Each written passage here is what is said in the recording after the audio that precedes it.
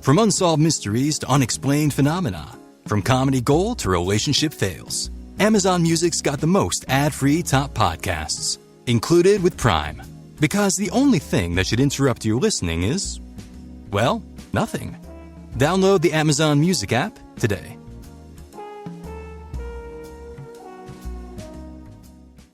Helen. Yes? Helen.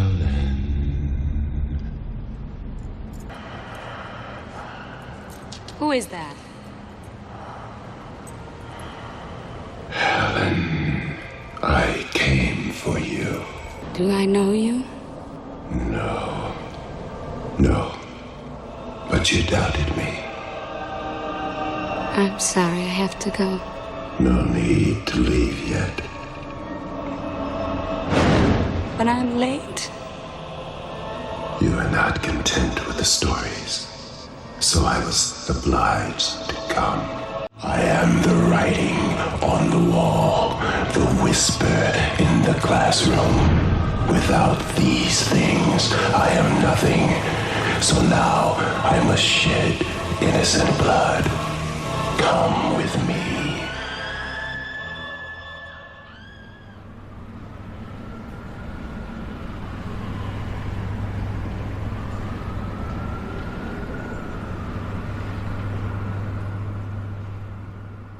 All right, Nate, I told you I had a little surprise for you. Yeah, can I take out the blindfold yet? Yeah. It's a little alarming. Take it off. Take it off. Okay, because I hear gunshots, I hear police sirens. This is terrifying for me. I present to you Cabrini Green, or what was once Cabrini Green, the resting place and birth of the lore of Candyman, Daniel Robitaille. Oh, it's nice. Yeah. Do you know the story about Daniel Robitaille, how Candyman came to be? I don't think so. He was a young man born of two slaves. He was born 2 weeks before they abolished slavery. And that is unlucky. No. So, like 2 weeks after he was born, he's free. Oh, okay. But, obviously there was still racism. It was a rough couple of weeks. But here's the good thing. Right, yeah. Daniel Robitaille was one hell of a painter. And he was such a good painter that everybody let him into the greatest places to paint figures. So he got invited to a home to paint some girl named Caroline's painting, and fell madly in love with Caroline. And so as he's painting her, she falls in love with him. He falls in love with her. They find out about it, okay? They take him out in the middle of the desert or wherever the hell was away from, Cabrini Green way back in the day, rubbed him with honeycomb and threw bees all over him. Oh, I was like, that first part kind of sounds nice. Yeah, I think I got that at Spa once. Yeah. No, it was bees? not good. No. I mean, you remember it from Farewell from the Flesh too, right? When they showed yeah, it wasn't good. Yeah. Well, that part was. Well, sure, Part yeah. was good. But anyway, so that was the birth of Daniel Robitaille, and he got his soul transferred into Caroline's mirror, and now, just like Bloody Mary or Beetlejuice or anybody you say his name 5 times into a mirror, he'll appear and kill you. So what are we doing in Cabrini Green? We are going to summon Candyman. Me and you, Savage Horror Creeps, Die Hard horror fans. We're going to meet Tony Todd in a couple of weeks, and we're going to meet Candyman today. Oh, okay. That's well, first of all, that I'm a little familiar with the story, so that's a little nerve-wracking because I know how this goes. But secondly, you think he's going to be happy that you summoned him to Cabrini Green? You sure you don't want to go a little nicer, a little less drugs? Like maybe we go to the Bahamas and then summon Candyman. So he's like, he doesn't show up, and he's like, what the fuck here? Those beast things, he don't want no son. I mean, you heard the gunshots, right? I'm just saying. It's fine. Okay. So I figure we go into this thing. I know where a couple of the murals are. I want to get some pictures by the murals.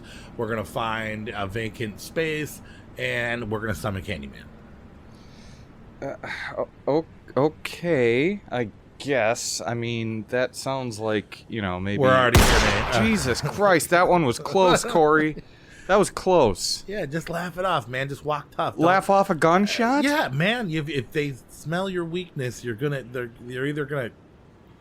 You look like a cop. Well, how? Because I got a big head and I'm white? That's all it takes around here. That's all it takes. Yeah. That's all it takes. So yeah, let's go up here. Okay, yeah. That's all right. In this place. Hello, gentlemen. You gotta get it, bitch. Oh my... Hey. Have a good day. Okay. All right, over here. I think that looks like it's been kicked in by the police. Let's go in there and see if they still have the mirror inside. Okay, the police just don't normally kick in a door for any nice reason. You sure you want to go in there? Cabrini Green isn't even that bad anymore. It used to be bad in the 90s. Oh, really? It's fine Okay. now. The world has changed. Really? Yeah. Yeah. Did you just hear that? You got to be more afraid. You should Okay. be more afraid of the police than the people living here. Yeah, maybe. I guess. I don't know. But Jesus, is that a fucking chainsaw? What? All right, let's go into this door. All right, fine. All right. All right, now I got candles. I'm gonna light the candles. It's already pretty dark in here. That's next door, so don't worry about that. My God, That was Corey, far this away. is such a bad idea. That was far away. Yeah, I don't know. She seems like she's in trouble. Mind your business, Oh, copper. Okay. I What are you, the- I don't are have you to the be a mo- cop to be worried about people getting Yes, shot in the you- background, right? Let's just do what we came here to do. This Okay. doesn't sound good, So Corey. before we do this, I'm gonna explain the rules to you. Okay. Okay. Do you know the rules? So No. you must say Candyman's name 5 times, looking into a mirror. Okay. It does not have to be by one person. It does not have to be one person that says all 5 names. You can have space between the names. You can say other things in between all 5 Candymans. Okay. Who says it 5th is generally the one that's in the most trouble. He won't necessarily kill you, but he will kill someone eventually. And if you do survive seeing Candyman kill someone or seeing him and not die, your hair will turn white. Yeah. Any questions? Well, first of all, okay. Well, yeah, first of all, you're telling me that by the nature of doing this, someone will die. It could be us, but it will definitely be a person around here. So by us doing this, as much as I love ratings, and trying to get more listeners, do we want to do it this way by trying to kill someone? But you have to have faith. Okay, so he didn't kill Helen. He didn't kill Anne Marie. Well, he did kill Anne Marie. No, he didn't kill Anne Marie. No, he didn't. But you gotta,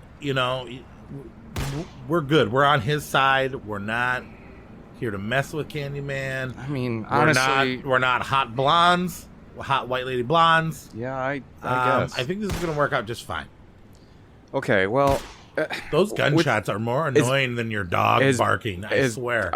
As many gunshots as there are, I will do this just to see if we can get Candyman on our side to maybe, protect us a little bit. Maybe he knows these streets a little bit better than we do. Oh, yeah. I mean, I think there's like 7, probably at least 5 imposter Candyman running around this neighborhood right now committing crimes as Candyman. But we're not looking for those ones. So we are looking for the real Candyman. We want the OG Candyman. We want the real Tony Todd looking Candyman. Not the guy that puts the razor blades in the candy. Yep. Not the gangster guy. Not the guy that ends up in a shower. Yeah. Yeah. Yeah. Okay. We're I looking got for you. OG Daniel Robitaille. Okay. Mm-hmm.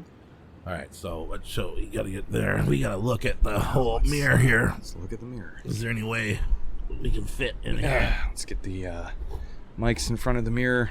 Okay. All right. Can you see it? Yeah, I can see it. You can see it? Okay. I can see it. Now there is a couple other Candymans. I want you to focus more on Daniel Robitaille because I don't want like Sherman Fields showing up or... No. I don't even want any guy named Sherman showing up.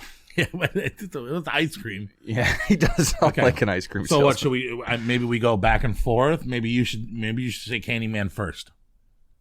Okay. So look in the mirror. Candyman. Candyman. Candyman. Candyman. Now we can wait as long as we want to hesitate before this last one. But when we do say this last one, He's coming out. he's probably gonna come out. So I think it's your turn. I know it's my turn, but it's an enormous amount of pressure. I got to say the fifth, the name. Say it. You sure? Yeah. All right, we'll do it together. Can't be any worse than this. 3, 2, 1. Candyman. All right. I knew it was bullshit. Wait, do you hear that? I hear something. Something like from like the door. I feel like that broken door shut. Oh my God, Jesus! What are you doing here? Where is Caroline? What is that, Corey? You are the next victim. What the fuck, man? I don't like this. Calm down, Nate. Hey, man, we're from the Savatura Creeps podcast. We are huge fans. We came all the way to Cabrini Green to meet you. Where is Caroline? But I mean, they haven't named Caroline. anybody Caroline. You got a last name? In a really long time. I mean, well, I hope you find her. Yeah, I mean, sure. We'll put up some flyers at the very least. If you just stay. You will be my victims. So, anyway, we could talk about this. Actually, we just met you. What is blood for, if not for shedding? I think it's for living, actually, but you know. Have I told you how good that suit looks? You kind of look like a mix between like a pimp and like Don't say pimp. like a preacher. Oh man. We're gonna go see Tony Todd soon. Do you think I can maybe get a picture with you? You want to get a picture with him, Corey? Yeah. Okay. I'm just saying it's really hot out. It's summer. It's July, and he's wearing that thick coat. At the very least, I he's tell not you gonna what, smell good. we take a just saying. picture together, and we'll go help you find Caroline. Caroline. Okay. All right, Nate. Here, take my phone. Yeah. Okay. All right, sure. you ready? Yeah. Usually they have a handler to do this, but okay. On 3, say honeycomb. 3, 2, 1. Honeycomb. Oh my God! Corey! Oh my Stabbed me in the God! back with a fucking hook. Why is it always the back? That's all he does. He only stabs people in the back, from what I've heard. And You will live through your wounds, and I will find Anthony and Caroline. Hey, man. Okay. I saw what you did to Corey. I get it. You want it. You came here for blood. You got some. I mean, look, the burden's on me. I got to find a new podcast host, man. We will see you again. Oh, so you're going. Okay. Hey, you know what? Fine. Good with me. Oh, man.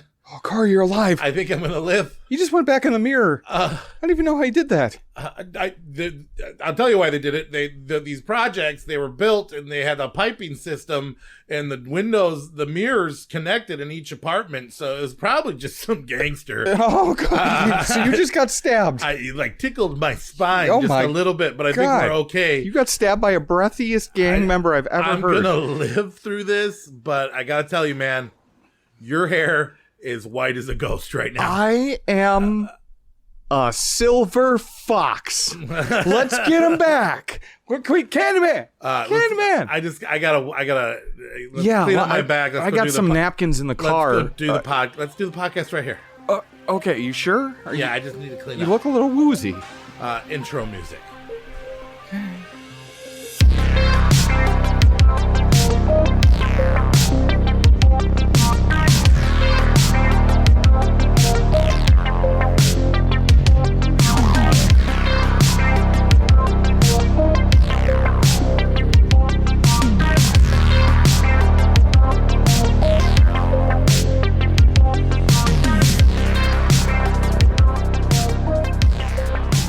All right, episode 35. You're so chipper from being, just stabbed in the back by some gang member. It wasn't that sharp of a hook. Oh, okay. Yeah, sure. And he's not a gang member. He was at most a pimp. he was a pimp. Did you see how dope his jacket was? It was a pretty dope jacket. I wanted a jacket like that my whole life. Yeah. And but yeah, episode 35, the Candyman rank. We're here. We're in Candyman country this week. Yeah, did they ever say that? They do say Candyman country in one of the movies, don't they? Oh yeah, the one guy does. Yeah. Candyman country. The Yeah. most British guy in everything, you know. The ponytail guy you're talking about? Yes. Yeah. Exactly, in the first film. Yeah. Well, first and second film. Ooh, a Candyman country. Yeah, he was more in the second one than he was in the first one. Yeah, he actually. was. Yeah, he was just at that dinner scene in the first one, but But I love Candyman. The reason why we're doing Candyman is because we are on a quest in a couple of weeks here to go meet Tony Todd. Yeah. And I honestly, I don't know if you agree with me. I know a lot of people will agree with me, but this was, so you have the 90s, you have the 80s, you have the 2000s, right? Yep. But let's say instead of 10 years, we ranked things by 5 years. This could possibly be the greatest horror movie of the first half of the 90s. Oh. Pre-Scream, this is it, right? I think Hollywood decided that they wanted a black Freddy Krueger. So they dug did. through the panels of Clive Barker's Books of Blood all the way to volume 5 and found a story called The Forbidden. And then took this person and brought them into the projects of Chicago and rewrote the story a little bit to turn the Forbidden Monster into Candyman, the urban legend, which is based off of some truth. I love Candyman. I absolutely adore the first movie. I actually really like the newer one. I have watched many times the middle preceding ones too. But we're going to get into all 4 of them in Tony Todd fashion. We're going to talk about how iconic of a character Candyman is. And the other movies that are somewhat like Candyman, that are kind of based off Candyman, the Bloody Marys, the Beetlejuices, and other urban legends and how much powerful they have. Coming up right away. So as usual, Nate is with me. And hello. My name is Corey with a slight back problem, and Nate's got white hair because we did this for you. We went all the way to Cabrini Green to summon Candyman. He's gone for now. I don't know if he comes back. He's out there looking for Caroline.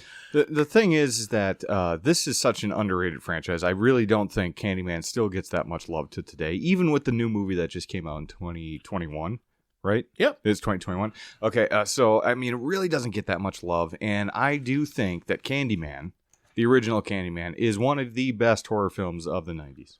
For sure. Absolutely. Totally. And that's why the first half, I mean, and then we got flooded with that teen horror fucking Wes Craven thing. Scream comes along in 1996 and changes everything. Yeah, Yes. including the sequels. Yep. But Oh, yeah. That's but true. yeah, I do stand. I think Candyman is probably in my top 25 horror movies of all time. Wow, okay. I Very didn't know it was that possible. high. Oh yeah. Candyman's great. It's so good. Every time I watch it, I'm like, holy shit, I appreciate just another thing about it. It is, I don't know, man. It's hard for me to even make a rank like that, but it's got to be way up there for me too. It's so underrated, and no one talks about Candyman. Everyone talks about like the big 3, Michael Myers, Jason, whatever. But now everyone's Art the Clown these days and stuff like that. Well, the sad thing is that when people do bring up Candyman, they bring it up in the fact that all of the iconic horror characters, none of them are of African descent, and this is the telltale all. Most people bring them up in complaining, like, you know, where's all our minority horror slasher killers? Yeah, well, here you go. Right, we have Candyman. Yeah, we have Candyman, and that's it. I think I can't think of another black Kinda serial sucks. killer or some minority serial killer. Kind of sucks. Yeah, that is interesting though. You'd be surprised. I would think, especially now, living in a world that you can argue there's still so many problems out there, but it's the most diverse it's ever been, right? You would think we would have got something like a Hispanic slasher or something like that, you know. Yeah. But yeah, nothing like that. It's weird. Yeah, it is weird. We'll keep brewing on that. We'll keep We will. brewing on We that. will. Something will pop up. There's got to be another one. You would think, yeah. Yeah. Okay. I mean, is it Leprechaun? In Irish? I mean, that is the whitest of white, right? I think Irish is whiter than American, right? It's gotta be like a white American. I still pales in comparison to a white Irishman. Well, before we get all the way into Candyman, we got some news. We've got some recent watches. We got a lot of them. Yeah, we do. Why don't you hit that cue? Here we go. Well, hello, Mr. Fancy Pants. I got news for you, pal. You ain't leading but two things right now. Jack and shit. And Jack left town. All right. Biggest news, horrible news, terrible news, awful news. Uh-oh. Gut-wrenching news. Say it, Shelley baby. Duvall is dead. Yes. 75. Mm-hmm. Complications of diabetes. Apparently she suffered for a good 70 hours fighting her death. Oh, really? I didn't hear that part of it. Passed away near loved ones and made it 75. Yeah, I mean, let's be honest. We've seen her crop up quite a bit in the last few years, and she does not look like the healthy, chain-smoking, bug-eyed Betty of the 80s, you know? She looks like and I know that she had some mental issues and some health issues and things like that, so, I think it finally caught up to her. But really, really, really sad. Because she was a phenomenally underrated actress that really didn't get enough work. Because I don't know if it was. Well, she did a lot of TV and stuff too. I mean, I think we know her from The Shining and Popeye and some smaller roles as she got older, and then she had some TV shows and stuff too. But I mean, I don't know. She'd still be one of the original Scream Queens. I mean, I get it. We got Mia Goth now, and they side by side they look alike. Yeah. But Shelley Duvall was a character that I originally did not like. And every time I watched The Shining, which I watch it a lot of times, I grew to like her and like her and like her and like her more every time I watched her performances, to the point where she's almost now my favorite character, to the point where I even cosplayed her. And I'm happy, although I do feel awful because remember I told you that I did that Prodigy thing? And I covered Prodigy, and he died the next day. Yeah. So you think our Shining cast? Well, no, I'm just. It's like characters that I portray. You think fan favorite Jacoby killed her? No. I just think maybe I'm cursed. I don't think you're cursed. She, obviously, like I said, she had some mental issues. She had some health issues. But I tell you what, I'm not going to dress up as you next week. Just in case. Yeah, if you could not do that. Yeah, I'm not going to depict you. I know I did it on the podcast once. I did that once. But on top of that, not to take away from the horrible sadness, rest in peace, Shelley Duvall. Mm-hmm. We love you. Much respect. Shannon Doherty. I said it right. Doherty. Yeah, it's hard Doherty. to say. Shannon Doherty. Shannon Doherty. With your from Charmed and Mallrats and countless other things. She was 90210, whatever. But because she portrayed a witch in Charmed, I figured that would be newsworthy too. She died at 50 something. I know. She had cancer. Right? Yeah, she had cancer for battle of that for years. So to lose two horror babes like that in the same week is hard for the Savage Horror Creeps, and we are not taking it especially so influential in I think us growing up, because we both saw The Shining at a very early age, right? And it influenced us. So we have Shelley Duvall from that, and then Shannon Doherty was everywhere when we were growing up. Right? I mean, Mallrats was big for me. Mallrats was big, yeah. But like 90210, right? Wasn't she on that? I never watched that, to be honest with you. And Charmed, I did watch watched Charmed? The original Charmed series. I never watched one that, of them. Yeah. What a babe. Yeah. Too bad. Rest in peace to both of them. And that's all I really got for news. You got any other news? Well, we've talked about it once before. Mike Flanagan's movie Hush. That was on Netflix that disappeared because they lost the rights to it or whatever. Sure. I've got good news, fans, for people that want that movie, because you cannot find it anywhere right now. Yeah. It might be on YouTube. Where did I find it? Well, I'm sure it's on YouTube, but that's illegal, right? You can't find it anywhere legally right now. Mike Flanagan is working with, apparently, Shout Factory to bring this out to us.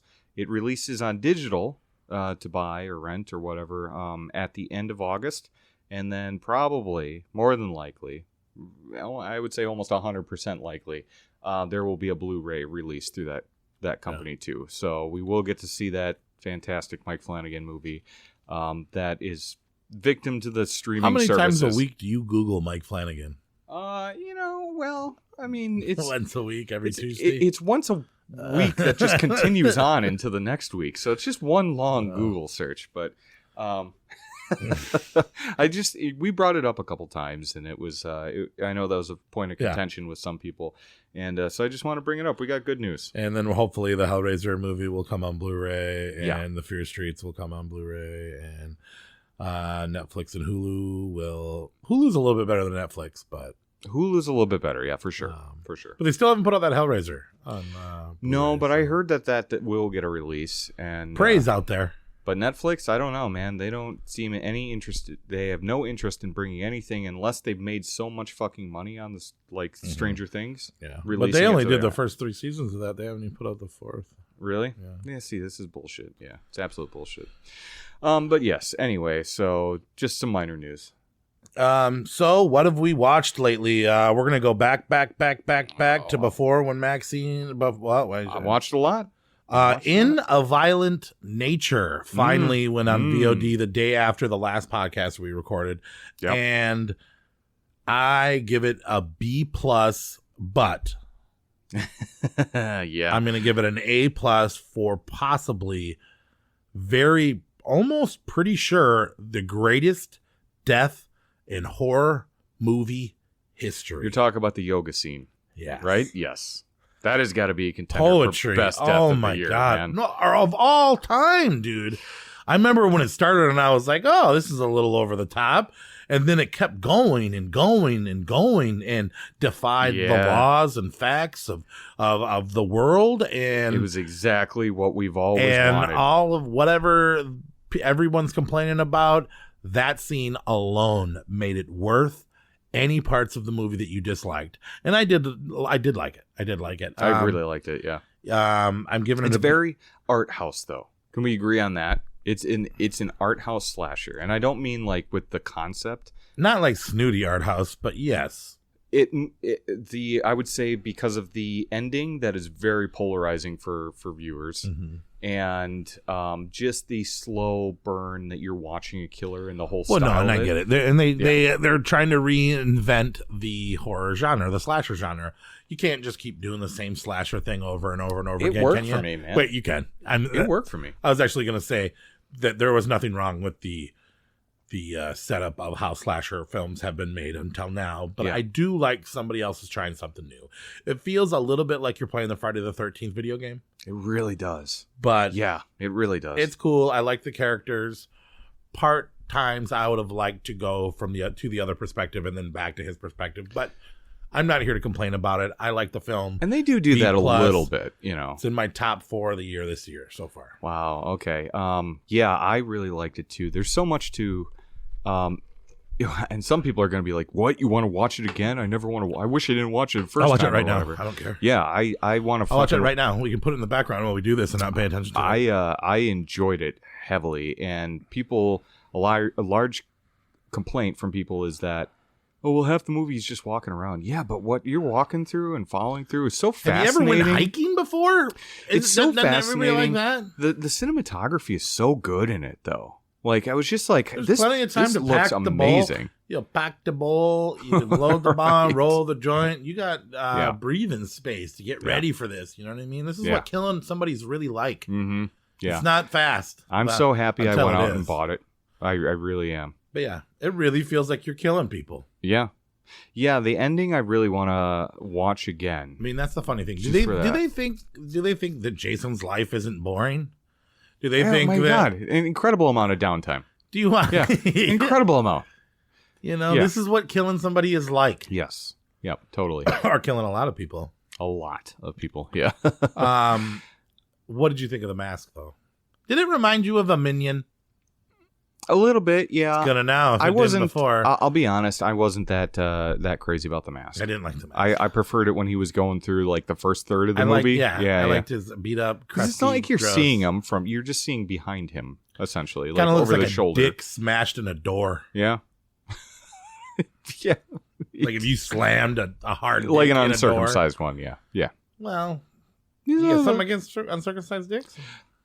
I am not going to get into it. All but, dicks I are mean, beautiful, yeah, man. all dicks are beautiful. Even the ones smashed in the door. And then he put on the mask, and it did give me Minion vibes. I can't get that out of my head. And I've only seen the first Despicable Me. Yeah. But you're all right. Yeah, I don't You know what a Minion is. Yeah. Yeah. I know what a Minion. Who doesn't? Yeah. So B+ for me. Top 4 of the year so far. I would think it's probably in my top 4 as well. Yeah. All right, let's move on. The big one we've been waiting for 2 years for, MaXXXine. I got a funny story about MaXXXine. I met up with Bishop Paul. I met up with From our Mad Max episode? Knight. Yes. I met up with Knight Jacoby. Oh my God. I met up with Knight Anthony. And we went to the early screening at MaXXXine Cinemas to MaXXXine? MaXXXine. Fucking got A. in there, got super early. I'm not gonna lie, I've been missing out. I bought 4 Snicker bars, Reese's Pieces, 2 bags of Lifesaver gummies, a really large soda, 6 shots of tequila, 1 Lazy Monk Amber Red beer, yeah, nice. and sat down a half hour early. Got to the show, met up with the boys. Having a great time, sit down, get Jammed there. all that candy together. The time the movie was supposed to start, there's nothing happened. There was a black screen. There wasn't any commercials. There wasn't any ads. Jacoby turns to me and says, "Something's wrong." But he always says that. Though. Well, no, and he goes, "I'm gonna go tell them something's wrong." And I'm like, "Don't be that guy, Jacoby. Sit down. The movie's gonna play. Just relax." And then he grabs goes, you "No, you by the shoulders. And I used to like, work Corey, here. something's wrong. I used to work here. They need to know what's going on. Something is wrong." He gets up and he leaves. I look over. I had bought an extra seat for all of my candy and gummies and stuff like that. Yeah. And I look over to Nate and Anthony, and Anthony's showing him pictures. Paul and Anthony, and they're having a good old time, giggling, laughing, looking at Anthony's pictures. And I said, "Dude, Jacoby thinks something's wrong." What picture? I don't know. Okay. All right, but like I said, there was a seat between them two and then me and Jacoby, so I couldn't see the pictures. Okay. I have no idea. They could have been pictures of you. I was assuming. Probably, yeah. That explains the laughs. But so I tell them that Jacoby just ran like a little narc to go tell on the movie. And they're like, "He did not." And then Anthony was like, "Yeah, he should have. It's the right thing to do." They come back. Jacoby comes back. He says, "I told him we're good. Almost packed theater, probably not full, but pretty close. Yeah. And we're sitting there, and finally the people come in. They say, "Hey, don't worry. We're having some problems. We're all going to give you guys some free movie passes. We're going to get the movie on soon." Oh, so they tell you that it's okay. Well, and then they give us movie tickets and tell us, "Sit tight." Interesting. Everything like that. I go smoke a cigarette, hit my vape pen with Paul. We come back. It's still black screen. They come back again. They go, "We don't know what's going on. We're still trying to get it fixed. If you guys want your money back, we'll give you your money back on concessions. We'll give you money back on things. We're still trying to get it go." And then some guy, you're like, "I bought $45 worth of candy alone. It was more than that. I'm gonna eat this." And then, so then they leave, and they finally come back, and they say, "Hey, listen, we didn't have the permission to have an early screening on this. We thought we did, but we don't. And they're just not letting us do it." Well, what? So we have to fucking get up and leave, go back, wait in a huge line, get our money back from the tickets we bought, show them the empty wrappers and shit of all the stuff we got. They gave me, I think, $60 back, and well, that's not. And they didn't refund me for the tequila or the beer. Oh, so they gave you the candy and concessions back and everything like that? That's kind of nice. They gave me a refund for 3 tickets and for the sodas. I mean, you probably walked up to the counter with chocolate all over your face. You're like, well, no. And then I had only opened like half of the candy, so I got to take that candy home. I go, "Do you want the stuff I didn't open back?" And he said, "You got free candy out of it." But it was the 4th of July.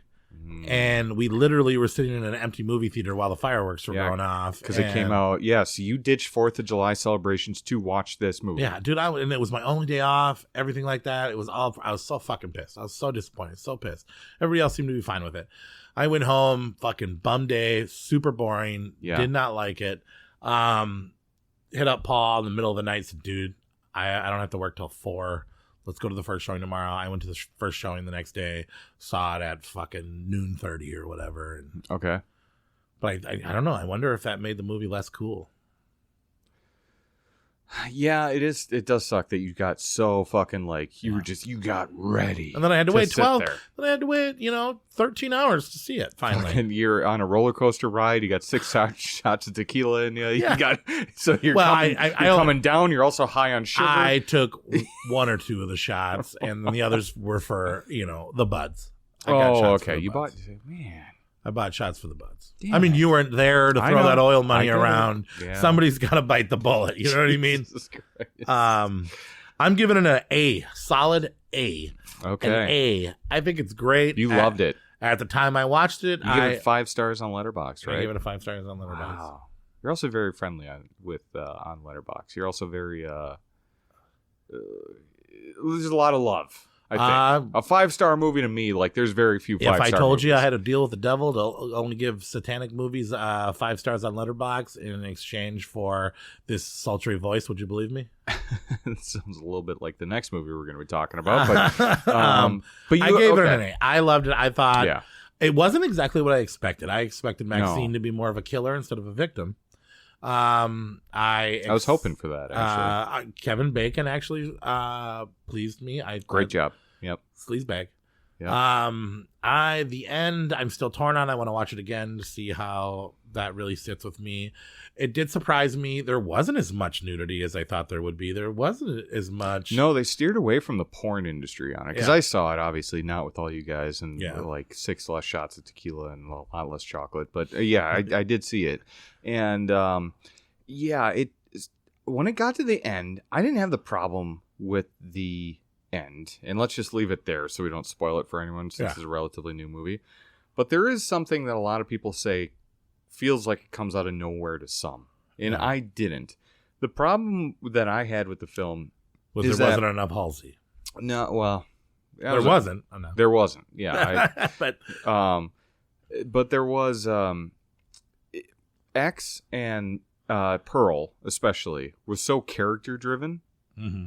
It really focused on the characters of those films and on what they were going through. This one was more like, hey, remember all the shit that was going on in the 80s? Let's do like a love letter to it. And so, it kind of took me off guard at first because I'm like, oh man, you got like all these 80s vibes and things like that, which I love. I love that time period. So I'm loving it, but I'm like, where's the story? What are you getting?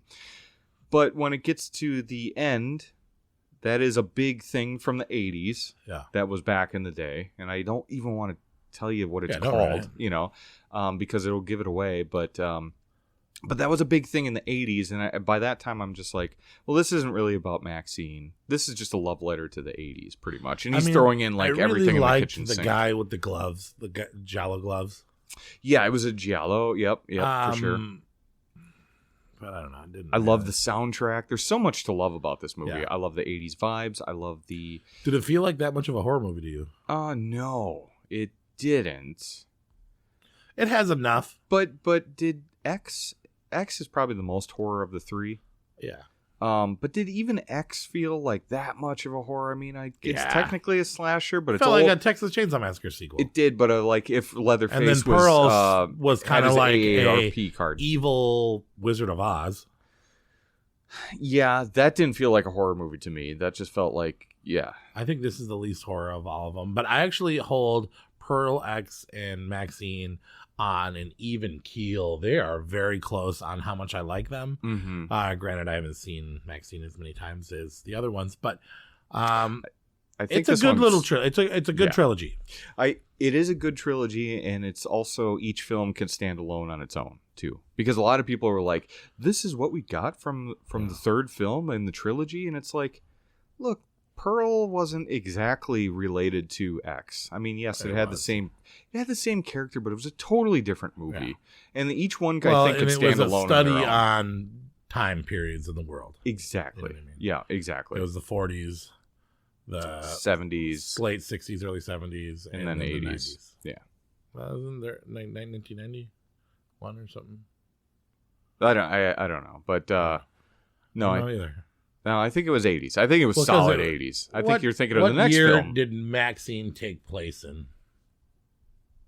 It will focus on the MaXXXine character in 1980s Los Angeles. Following the events depicted in X. Speaking of Psycho, Yes. Oh, yeah, you get to see the house in it. So it had so many things to enjoy. It had so many great characters. Oh, for the next one? Yeah. We'll get there. It had so many things to enjoy, though. But, I mean, like, it is one of those, I don't know. I think it's going to be, like, divided between fans. But I did really enjoy it. Yeah. And you gave me shit because you're like, you didn't rate this 5, blah, blah, blah. And I'm like, I think I gave it a 3.5 on Letterboxd. Yeah, a 3.5, dude. Yeah, I wouldn't be surprised if it went up, but I could see it staying there. It does have some problems. It does have some. I'll tell you one thing. Narrative Mia problems. Goth wasn't the problem. No, Kevin she was fantastic. Bacon wasn't the problem. Nope, definitely not. Halsey might have been the problem. Halsey was the problem.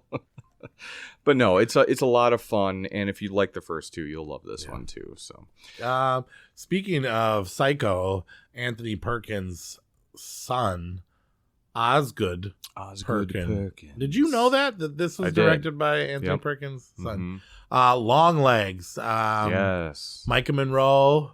Finally remembered her name. Nicolas Cage. Awesome. The opening scene had me so fucking excited. Mm-hmm. Oh my god, that first I got my long legs on today. Maybe you see the hands and whatnot. Yeah. Dude, that was just I was like, this movie's gonna be fucking amazing. I will say, as far as theater stories go, I was in the room with the most annoying fucking theater people behind me ever. Oh, really? It's a quiet film, but it is. It was slower burn. I also did this on a special day that everybody was busy doing something else. But didn't you see this on opening day though? Yeah. I did. I don't know. There was something else going on in town, so I didn't think anybody was gonna. Oh, Ludacris was playing in Eau Claire in town. In the whole city, all the young people in the world were at Ludacris, and I had to go to the bad movie theater to see this. Yeah. And I went into a very quiet movie theater. The first one's there, and I'm like, oh, there's only 2 other groups of people in here. Mm-hmm. After the movie starts, about 8 groups of people came in. Late. Damn. Sat right fucking behind me. Oh, yeah, come on, man. Popcorn, you always get soda. the back row. And then I had a lady diagonally left behind me that was so terrified of the film, she screamed at every fucking scary moment and then apologized and explained why she was so scared. So every jump scare was followed with a, oh my God, that really got me. That scared me because of this. And oh man, that's annoying. Oh, that's it drives me nuts. It was, and it was all like boomers. This isn't a jump scare movie, though. I think it's a scary movie, but I don't think there's a lot of jump scares. There's a few jump scares. There's 1 or 2, right? But it's doors. It's more like the vibe. The vibe is very scary. But I'll say that lady jumped out of her seat probably 8 times, and then was so embarrassed, made it worse. I don't know. And the popcorn and my butt cheek asleep and all kinds of shit. But okay. But I love the film. I'm also giving the film an A. Okay. I did also give it a 5-star. Mm-hmm. Initial reaction. I loved Nicolas Cage in it. Mm-hmm. I loved Micah Monroe for her character, her quirks, and her doing the best Jodie Foster impression she's ever done and adding a different element to a character. I want to be careful. She's no fucking Jodie Foster. No, I really want to be careful on that, like Silence of the Lambs. You don't analogy. think it's like Silence of the Lambs? I don't think it is, and I've heard so many people are like, yeah, it's very Silence of the Lambs vibes. It's really not, though. It's really not. If you go in expecting Silence of the Lambs, I think you'll be disappointed. You have an advertently young girl with a special skill or a special scenario that drags her to the case. Don't get me wrong; she's very much like Jodie Foster, but I think that's about where it ends for me on the Silence of the Lambs aspect. Isn't the movie about her? She's the plot. She is the character. She's the main central plot. She's what makes things move, and she's connected to every major character. Mm-hmm. Yeah. Hail Satan.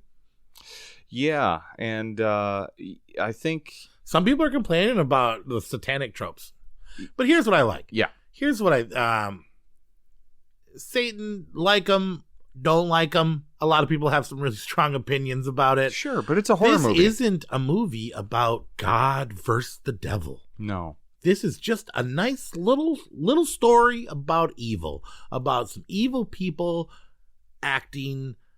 There's no, it's not God versus the devil. It's just the devil.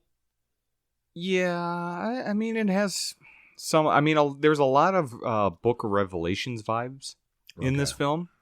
So I mean, it is pulling from that, the Book of Revelations. But I mean, it's what I found so jarring is that it does take a kind of like 80% of the film is your standard serial killer, like film, and then the final 20%. Excuse me.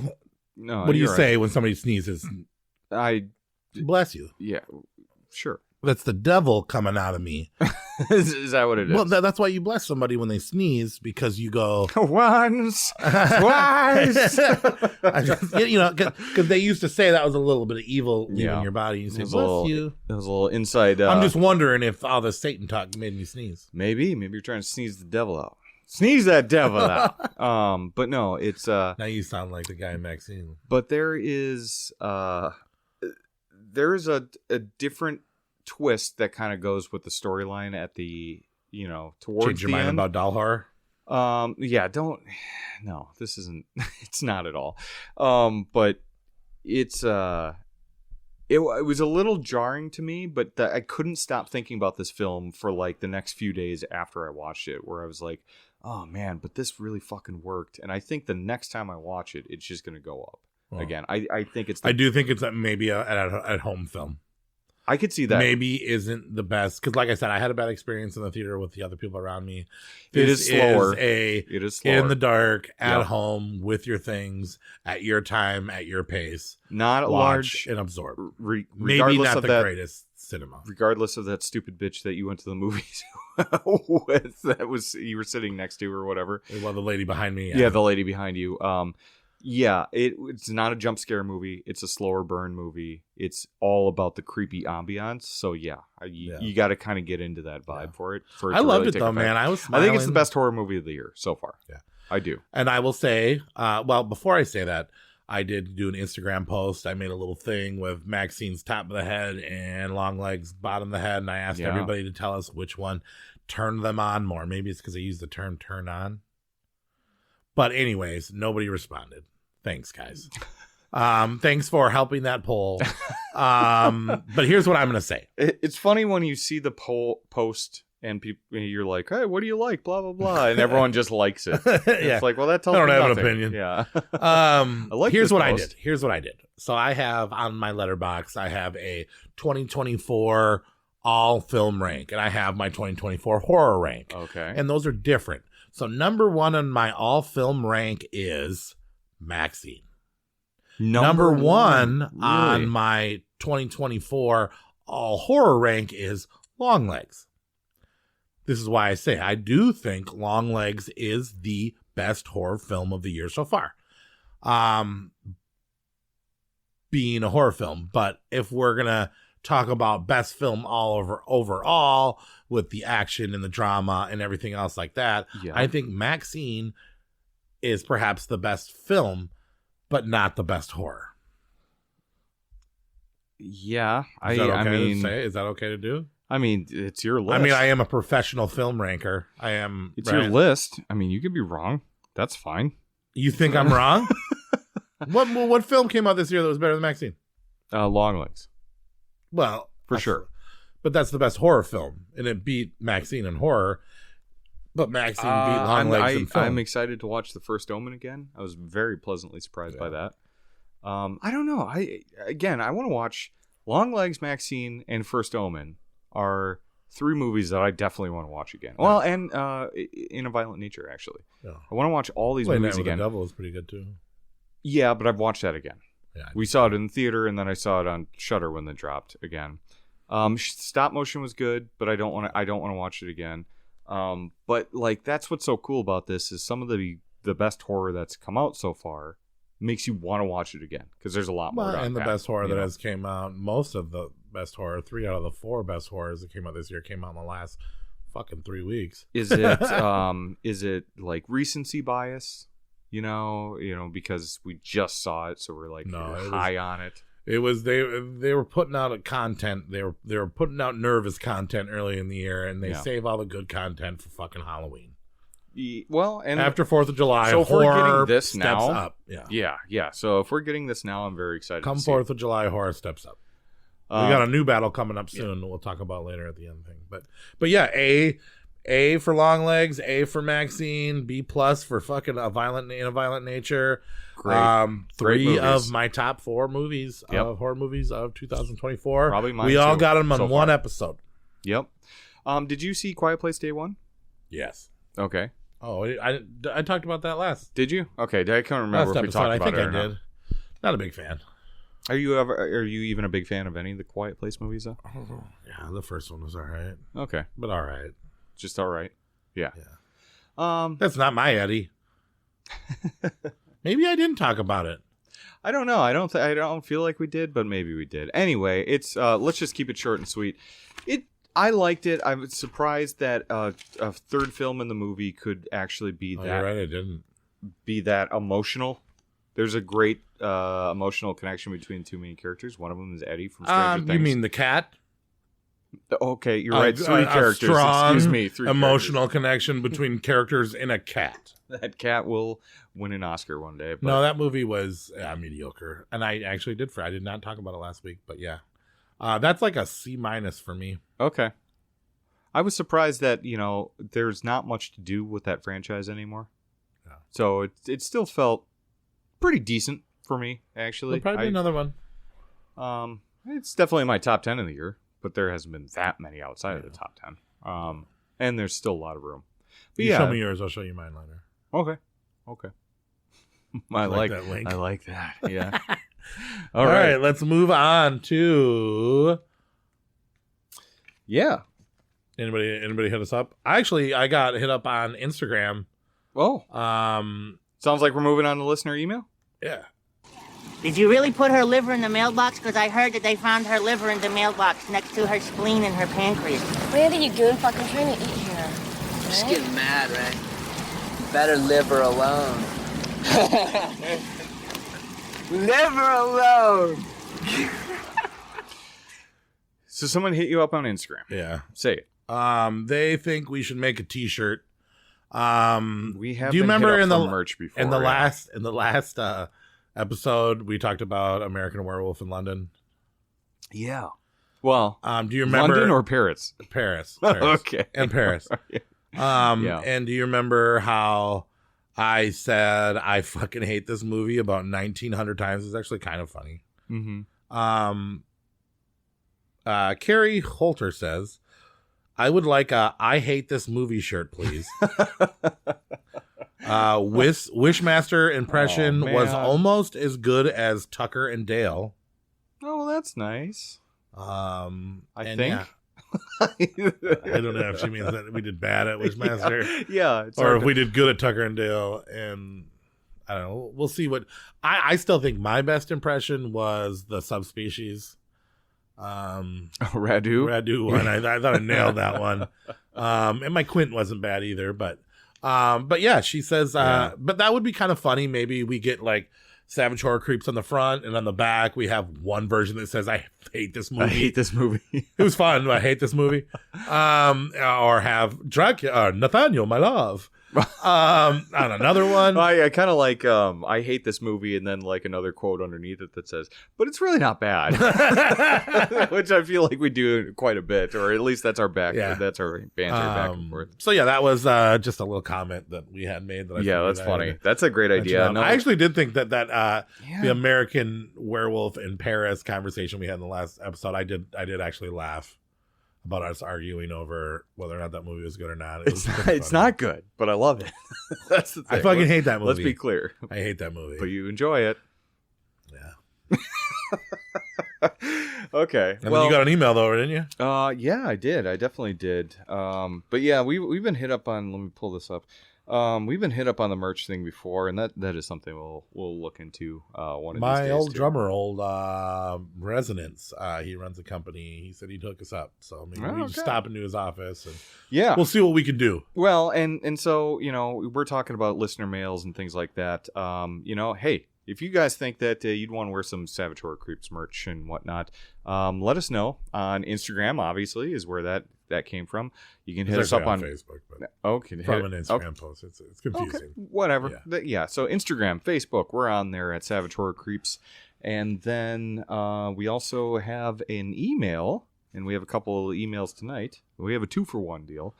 Tonight. And so listener emails, you can get in touch with us at savagehorrorcreeps@gmail.com. Tell us what's seriously, working. If I ask you which movie turns you on more, let us know. Email us, send us a message, send us a weird picture. See, I saw that post, man, and I'm like, yeah, everyone's liking it. No one's isn't that the way of the internet, you know? You gotta, it's... We want to hear from you, is what we're saying. We want to hear from you. Savage Horror Creeps Podcast at gmail.com. That's right. Hit us up. You can say whatever you want. You don't have to give us recommendations. You don't have to be a all-time listener. You don't even have to leave your name if you don't want to. No. Hit us up with whatever. We love to hear from you. It means a lot to us. Give us a fake makes name. us know you're listening. It makes us do better. We are introvert horror movie fans, so it means a lot. Yeah. No, and that's the best thing about the horror community is we are just one big loving place. So we love listening to you guys too when you reach out. So, but anyway, speaking of an old emailer, we haven't heard from this cat in a while. This cat, and it's our it's the old listener and friend Erica. You remember her? She was all about dog deaths. How could we forget her? Apparently, she has not changed her shtick either because it's still about dog deaths. I think last time I saw her, I think every time I see her now, I can talk about is pet deaths. Yeah, and I don't even know what episode that was where she emailed in about dog deaths, but I mean, she has a problem with them. She hates on-screen dog deaths. I do too, but whatever. I can get over it. She cannot. So let me read her first email, and then she immediately contradicts herself afterwards. All right. So first email from Erica. Hey creeps. So I'm thinking of putting together potentially 2 lists involving dog, pet, / beloved animal death scenes from horror movies. The first list would be my personal top 5, ranked by how fast I had to cover my eyes and ears and stop watching the movie. That's the thing. I don't know why she's doing this if she doesn't like it. Seems kind of masochistic, but whatever. And you just call it the worst to see list. The other list would be of horror movies I've never seen and don't want to see based on what I've heard about animal-related deaths. I don't know why she's doing this to herself. I think I kind of asked her. Maybe you guys could weigh in on how many movies compare to the ones I've seen or something along those lines. What are your thoughts? Well, and then we've been a little bit busy. Both of us have been a little bit busy lately, so I didn't get back to her fast enough. So I didn't get back to her in the 6 hours between emails. So she went to bed, woke up, and was like, unfinished business. Yeah. And then she emails back in and says, never mind, I don't want your thoughts on my idea in the previous email, which she's right to do because you know that we would have some fun with that. So you're not going to read to us the first email? I did read that. That was the first email. Oh, that was it? Yes. Okay. And then she says, never mind, I don't want your thoughts on my idea in the previous email. I did it anyways, so here it is. So she just took the next 6 hours to come up with this list. Okay. Quick question. Did the dog die in Signs? I don't think it does. I remember them barking, then whimpering, then silence when the aliens were lurking around their house, but don't remember if it was ever clarified. No.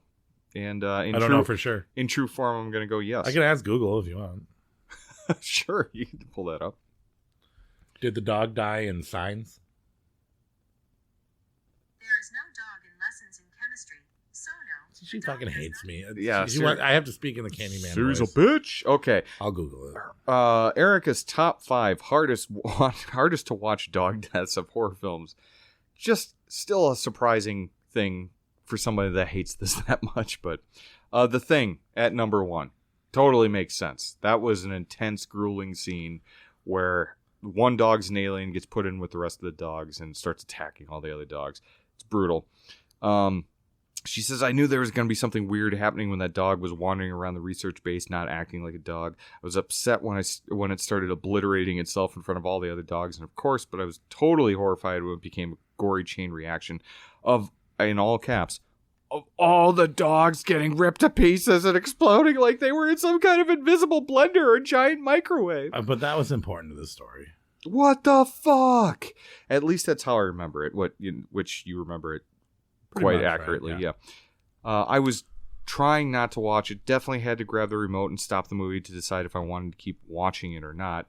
I think I finished it after fast-forwarding through the rest of the scene after remaining dogs getting shot, which was probably the thing that hits me the most.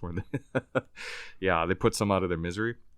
Honestly, I don't remember because I pretty much just mentally wrote off that whole movie because I was too stressed out wondering if it would happen again to more dogs. Well, the good news is, Erica, is like that scene, they kill all the dogs in it. So, I mean, yeah, you don't need to worry about any more dog deaths because they're all dead at that point. There are so many dog casualties in that movie, plus no one told me that before I watched it. Well, there's a lot going on in that movie. It's not the first thing you think to talk about. No. Here's a movie that we just talked about recently, Babadook. Okay. So Bugsy strangling her own dog, and the kid doesn't even care. Nobody acknowledges when it's all good in the end. What the fuck? At least give him a proper burial and say you're sorry. I hated that movie too. I would rather the dog choked the kid. Me too. I think anything choking that kid would have made that movie better. If anything bothers me about dog deaths in movie, it's the awful sounds they make when they're being hurt. Yeah, I remember that. Yeah, they choke the dog, and then the Babadook just puts the top hat over it. That is a cat. Okay. Well, but they make a weird yelp. Oh, here's a good one that we have yet to talk about yet. Fear, the Mark Wahlberg. Oh, I love that movie. Is that a horror movie? Yeah, I mean, it's kind of it's a domestic it's a violence thriller. Drama. Yeah, it's intense. Kaiser, the family dog, and I remember this, decapitated and pushed through the dog door. Yeah. Fuck you, Mark Wahlberg. I don't remember seeing the actual killing of the dog, but the aftermath is brutal. Yeah, it was. All right, she's rolling on at number 4. Cujo. Come on, that's pretty easy. No, that had to happen. Quick side note first. When the fuck are they going to remake this goddamn movie? That's what she says. They probably will. Probably within the next 2 years, they'll remake Cujo. Also, why do you want to watch a movie? I don't understand you, Erica. I'm sorry. You're great. You're a fantastic person. I wouldn't mind a remake of Cujo just because I feel like they could do the screaming. What dog would you replace the Saint Bernard with then? Like a different kind of dog? Yeah, would you replace with a dog? I'm going to give it a pit bull or something. Just keep that stereotype strong. Dire pit bull. Well, no, he's a Saint Bernard, yeah. But is that a pit bull? No. Okay. No, but pit bulls get the bad raps for... Well, what do you want me to say? Poodle? Chihuahua? A bunch of poodles. A pug? A dire pug? A pack of rabid poodles? I don't know. I guess the same kind of dog. I know Cujo is a villain of this one, but he isn't the villain on purpose, which is why it really sucks that he gets beaten to death. The same story of so many villains. I forgot that he gets beaten to death in this movie.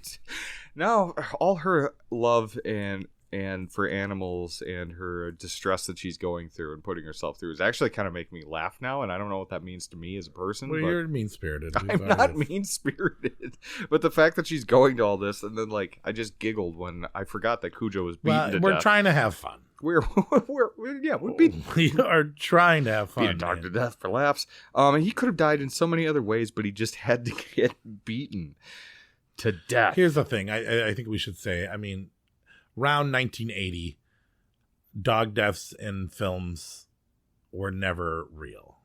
Right now, if you kill a dog for real in a movie after 1976, you go to jail and be caught and destroyed. Yep. If she talks about anything 1975 and before, there's a chance. There's a chance. It was a real kill. But carry on. Cujo is ranked second to last place because in my mind he suffered the least, even though he was beaten to death. Erica, what are you doing here? I think the rabies made him too ferocious to feel any fear and possibly pain as well. So anyway, she's just justifying beating a dog to death essentially. Yeah. But and then I Am Legend at number 5. Does this movie qualify as part of the horror genre? Yeah, I think so.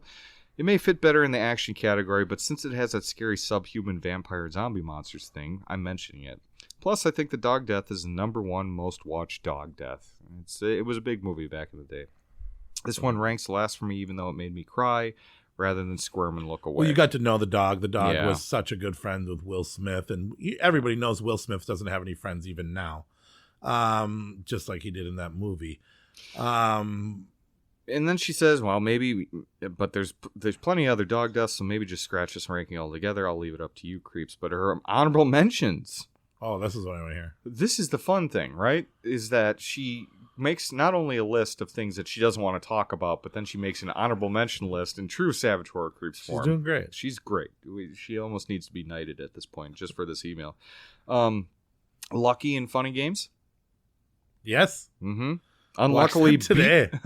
Unluckily beaten with a golf club. The way he fell out of the back of the truck, lifelessly. That was Lupe the Cat in May, bludgeoned with an ashtray. Okay. Tank in VHS 2 fell from the sky to his death. You remember that? Okay. By mean aliens. And then Rufus the Cat in Reanimator. Yeah. Which who gets to die at least 12 times. Yeah. At least twice for sure.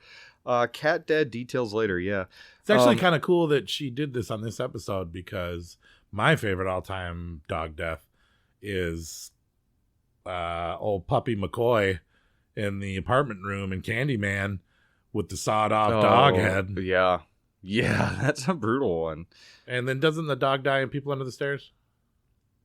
I can't remember. I don't even remember there being a dog in there. Oh, yeah, because they have the Rottweilers, right? What about Don't Breathe? Did they kill that dog in Don't Breathe, or did the dog live? The dog might have lived. I don't know. Race with the Devil. Mm-hmm. That one was emotional. Yep. Yeah, so there's a lot of dog death that she keeps going on about. The Invisible Dog and Hollow Man, things like that. Or, yeah. Isn't it? Oh, a Hollow Man, not the Hollow Invisible Man, yeah. Yeah, where it strangles a dog, I think. I don't remember that. Or bludgeons it against a wall, actually. Color Out of Space had a pretty good dog death. Yeah, it did. Ooh. Yeah. Well, this is depressing me. There's a lot of dog deaths. But then she goes on to say, movies I haven't seen and won't because I've been properly warned. Okay. So here's the thing. Cannibal Holocaust, obviously. Yeah, that's the go-to one. That one's not for you, Erica. Skip it. Yeah, I do not think you need to. Yeah, you don't need to go down that. Hard. It makes you feel gross. Don't go down that road. It's like eating too much cheese without eating any cheese. Evil Dead remake. I know the dog's name is Grandpa, which is such a great name for a sweet boy. I know he gets beaten to death with a hammer. I don't even remember. We're talking about the Fede Alvarez one, right? Yeah, 2013, she says. It's not as memorable as I thought it would be. Well, yeah, I don't even remember that, to be honest with you. I don't But even there's remember so many things in that movie. I don't remember the dog at all. So maybe it's not that bad. The hand gets it worse than the dog. I promise you that. All the humans get it worse than the dog. The hand gets it. Yeah. That one hand. Oh, my God. Ugh. Yeah. Urban Legend kind of gives me a low budget vibe. So that's the microwave, right? Yeah. That microwave scene, yeah. The Collector. This one actually sounds kind of intriguing. I haven't seen this one. That's what she says. Her words exactly. Intriguing about dog deaths. This one actually sounds kind of intriguing. Like it has the same theme as the Saw movies, but a bunch of deadly booby traps. I'm hesitant, but I know that there's a cat in this movie that does not escape, and that's upsetting. Yeah, I mean, if you've seen all those other movies, this one's a lot easier in The Collector than a lot of other things. Anyway, let me know your thoughts and comments. Maybe it can, maybe I can join you guys for an actual discussion on this topic. I would love to sit down and torture you for 2 straight hours on animal deaths and make you come up with a list of brutally ranked. Yeah. That would be fun. We're gonna write you back, Erica. We'll try to think of something cool. And yeah, I mean, with your last email that was so wonderfully written and this email that was so wonderfully written. Yes, she really put some time and effort into it. The fact that you're an old friend and everything like that. Maybe we'll work something out. We'll try to get you on here and maybe crown you or something. But at the very least, thank you for spending so much time actually emailing into the podcast with such a. It's not a fun topic. I can't say that, but it is a different topic. You had more fun during that. I have more fun in her displeasure. I have more pleasure in her displeasure. At least you didn't read it in her voice like you did with the other female writers. At least you showed her that much respect. I mean, you laughed at the dog deaths, but you didn't high pitch her out or anything. And I think that shows growth. Yeah, So- I think maybe just cruel-spirited, not mean-spirited. I'm really coming together as a person. But yeah, no, thank you very much, Erica, for reaching out to the podcast. And like I said before, if you want to reach out to the podcast, send us an email, savagehorrorcreeps@gmail.com, or we're on Facebook, Instagram. Use a fake name. We don't care. Tell us a story. Tell us a ghost story. It doesn't even have to be about horror movies. You could talk about not horror movies. You could talk about scary stories. You could talk about books. You could talk about whatever. If you're a listener and you think it's interesting and you also think that we're interesting, it's gonna mesh well. And we have so many different listeners out there. I mean, honestly, like I don't want to like, you know me, I don't like, maybe the listeners don't, especially if you're a first time listener, but Corey, you know me, I don't like blowing my own horn on this stuff, but we do have listeners around the world. So it is cool to see those different perspectives. Yeah. From people like Martin in Brazil and things like that. He emailed in. It's so cool to kind of get that different perspective that we see somewhere too. Yeah, Tack. I have no idea, but he's mad because you mispronounced. I don't really think that's a Pennsylvania name. Just saying. Oh, he was from Pennsylvania. I don't think so. I'm just saying that just doesn't seem like he's from Pennsylvania. But yeah, no, I mean it's really fucking cool that you guys take the time to reach out. So keep it up, and we'd love to hear from you. Should we get into the main topic tonight? Yeah. You've had your whole fucking life to think things over. What good's a few minutes more gonna do you now? Don't hurt me. I'm not gonna hurt you. Aw. Stay away from me. Wendy. Stay away. Darling, light of my life. I'm not gonna hurt you. You didn't let me finish my sentence. I said, I'm not gonna hurt you. I'm just gonna bash your brains in.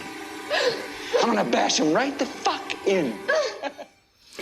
Well, that's sad. We might have to change it to the Candyman. Heard you were looking for Candyman, bitch. You Yeah. gotta get it, bitch. There's Demon. That's the closest we've got. So, yeah. So let's get into it tonight for first-time listeners. Erica, the dog did die. He got a fork in his neck. Houdini lies dead on the ground with a large fork in his neck. Oh. He used a taxidermy dog prop, though. In Signs? Yeah. No, okay. All right. So, yeah. So, first-time listeners, what we do is that usually we're doing a top 10 ranking for most episodes. This one, obviously, there's only 4 films in the franchise. But Corey and I submit our lists, and then we take an average of it in a fancy... We didn't have to this time because it was unanimous. The exact same list. First time ever on the podcast history that we had the exact same list. Top 4. Most people would have it the same. I think so too. And I'm willing to say that if this is not your list, you were just trying to be controversial. Controversial. But yeah, so let's get into it tonight with the number 4, the last place. Wait, what about the honorable mentions? What honorable mentions? Do you have honorable mentions? Mary, Bloody Mary, The Hook Man, and Beetlejuice. Oh, the urban legends and different stories that you use a mirror to. Yeah, that's funny. Honorable mentions. Same, yeah, very similar. But yeah, so let's get into it. It is Candyman 3: Day of the Dead. And number 4. A lot of people don't know this, but this movie takes place in 2026. Right, yeah. Because it's the same little baby. It is Caroline, who is Candyman's great-great-great-great-granddaughter. Yes. Played by D'Erico, I think is her last name, from Baywatch. From Baywatch, yeah. Because they needed somebody that was willing to act in their underpants for half of the film. Yep. And she said, sure. Does she ever wear pants in this entire movie? She does. She does. She has some blue jeans and that white tank top, and then she goes to work once. Other than that, all of her flashbacks and all of her other parts of the film, she's in her underpants. And I like it. I'm not complaining. Oh, no, she's definitely in her prime for this, for sure. Yeah. But for a movie that takes place in 2026, which is 25 years after Candyman 2. Yeah. And she's in the very end of that movie. As a baby. As a baby. And then they, 2 years later, did 25 years later. And she is the new Caroline. So let's start off with what we liked about this film. What did you like about this film? She doesn't wear pants. That is all you liked about this movie? You didn't like the fact that they had the guy from Nightmare on Elm Street as the first white Candyman? It wasn't first white Candyman, but I see where you're going with that. You got Rod from, is it Rod? Yeah, it's from the original Nightmare on Elm Street. That is, great to see him still alive, because I really didn't think he was, nor did I ever wonder. You get some actual, I think, 3 sex scenes in this movie. This is the most sex positive of the films. And she'll be fantasizing about being with the guy from Nightmare on Elm Street, and it'll turn into her great-great-grandfather in bed with her. There's a lot of snuggling, too. I like when Candyman gets close to any white girls with blonde hair, he rubs his cheek against their cheeks. He's a bit of a cock block, though, isn't he? Like, he just keeps showing up as people are having sex, and then all of a sudden he's got his... It is me. He's got his good hand, like, rubbing your lips. And Caroline. I don't know. Yeah, I mean, I don't think she's bad as a leading lady. She faints, I think, 12 times. She's dropping like flies in this movie. Getting used to be seeing Candyman, but every time she sees Candyman, she just faints beautifully and half naked. And that's the problem, right? It's like, I fear for you, lady. You're not wearing pants, and you're constantly passing out. What it's about a very scary world? So you're for telling me you didn't like the Hellraiser crew, Candyman country worshippers, goths, the quote unquote goths? Maybe for the rest of this episode, we should maybe talk like this, because we are huge Candyman fans, and we hang out and summon Candyman. Never once did I think Alexis Arquette from Bride of Chucky would be cooler than anyone else. But I think she's in this movie? No, Alexis from Bride of Chucky, though. Remember? Yeah, when he was he was a way better goth than any of the other goths in this movie. What do you do? Okay, so that's all we like about the movie. I like his new coat. Looks pretty, so it's been 25 years. Yeah. Right? He kind of updated it. He's a little sleeker. His new layer with the skulls and the paintings and the shrine is okay, I guess. I think it's kind of cool that he rode in on a cloud of bees at one point. I didn't mind that. Yeah. I don't know. CGI bees is a downside. This is the first movie where they didn't use stunt bees. Okay, here's something. Story-wise.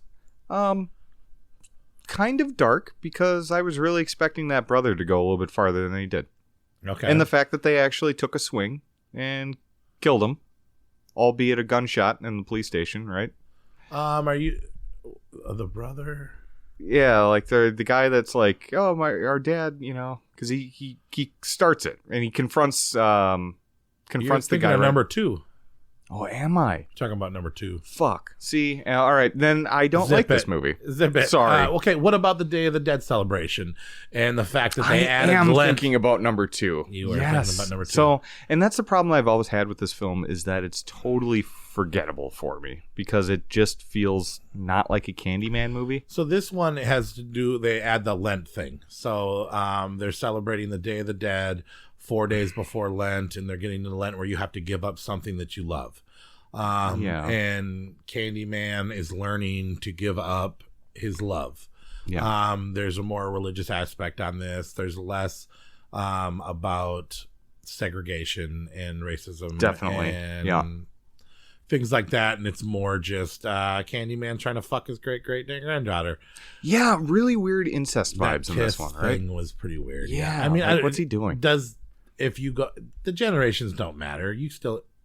You think he's far enough removed? Or you could start banging his great-great-granddaughter? Once you become undead, is it okay to kiss your great-great-granddaughter? Well, yeah, that begs the question. If you're a hook-handed ghost that only shows up when people talk into a mirror, does it matter if you are kiss you really your fertile? Yeah. I don't know. Maybe do we need to worry? Maybe it's not a big deal. But she gets doesn't she get pregnant?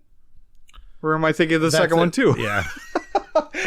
She gets mentally pregnant. Yeah. So I've seen this movie 3 times. And you're totally mixing it up with the second one. Yeah, and I watched it probably a week ago just to because I completely forgot the other 2 times I watched it. I own the fucking film, right? Yeah. And I watched it. It's still so fucking forgettable for me. Candyman's in it, though. That's it. Tony Todd's performance is not bad. Tony Todd's never been bad in a film that I've seen. The Candyman cult is a new thing. But they're trying to fit in with Scream, and I Know What You Did Last Summer, and they tried to give it a younger aspect, even though it's in the future. It's kind of a mess. You know, you get to see the chick in a ball gag. Yeah, when the cultists get her or whatever. All right. It is. Yeah, this movie's pretty whack. Yeah, like, why is she in a ball gag? Candyman 3, Day of the Dead. The worst Candyman movie. This is our review, so we've said nothing about the film. I forgot it 3 times while we tried to review it. I mean, it was cool when she was like dodging the police and dodging Candyman in that Day of the Dead celebration. Why is... girl looks good in her underwear. It's good to see Baywatch people get jobs after Baywatch. I don't know. This has got a lot of corrupt, racist police commentary in it. Well, or am I thinking of that? Or is that now two you're again? thinking of 4 now. Well, no, I'm not. But it's got those stupid cops, especially at the end of this film, right? You got that guy that comes back. Yeah. Yeah, it's kind of it's not a good movie. If you're gonna skip one Candyman movie, make it be this one. Yeah. Well, and that's kind of what the 4th film does, right? Is that it definitely skips this one. Well, see, people say that, but I don't think it does. Well, I'll get into that we'll when save we it get when to we get to that film. So, are we good with completely forgetting Candyman 3 ever existed again? Third best Candyman film. Because my brain is actively trying to forget that this movie exists. Number as we're 3, talking about it. Candyman: Farewell to the Flesh. No, that was Day of the Dead. I know, but I'm already on 3. I'm on to 3. You're on to 3, which is number 2. Number 3, which is number 2. Everyone's just... I think Candyman 3 is number 4, best Candyman movie. The poor listeners' noses are bleeding right now. To number 3, which is Candyman 2, entitled Farewell to the Flesh. Yep. And this movie follows a girl who reminds you a lot of Helen. Very much but so. Is actually Candyman's great-great-great-granddaughter. Mm-hmm. And I'm forgetting her name. But she is a teacher. Mm-hmm. Teaching inner city kids. And trying to ease the children's pain of the fear of Candyman. Mm-hmm. And in class, she pulls out a mirror and summons Candyman. She calls their bluff, right? Because the kids are saying, and nothing happens except for a bee appears on the window. That's the thing that Candyman, like earlier tonight, before you were stabbed, he appeared virtually right away. Yeah. Whereas he does a lot of times. And he does that a lot of times, or he sometimes takes like a full week. Well, let's talk about the beginning of this movie. Ted Raimi, Sam Raimi's brother, another guy who we're going to see in it's a little couple boob of weeks. groping. He is a sleazy bad boy hornball from the 1960s. Yeah. He shows up, goes up to the bathroom with his hot little blonde girlfriend. White t-shirt, leather jacket. And they try to summon Candyman in the mirror, not anywhere near Cabrini Green or anything like that. Yeah.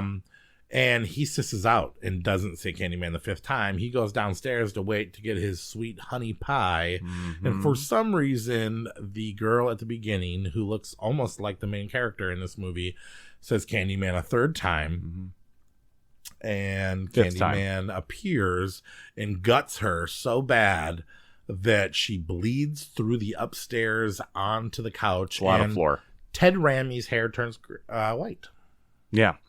This one takes... Not going to look as cool in that leather jacket anymore, are you, No, buddy? he's not. He's got to take it off now. He can't go back to his biker club. Not with that haircut. It's still cool to see Ted Raimi in it, though. For sure. This one takes place in New Orleans, which kind of takes the whole notion that Candyman was like that inner city Chicago thing and says, no, he's like a worldwide phenomenon. He Well, and could be I think they anywhere. were trying to say that he's become an urban legend now. And, Yep.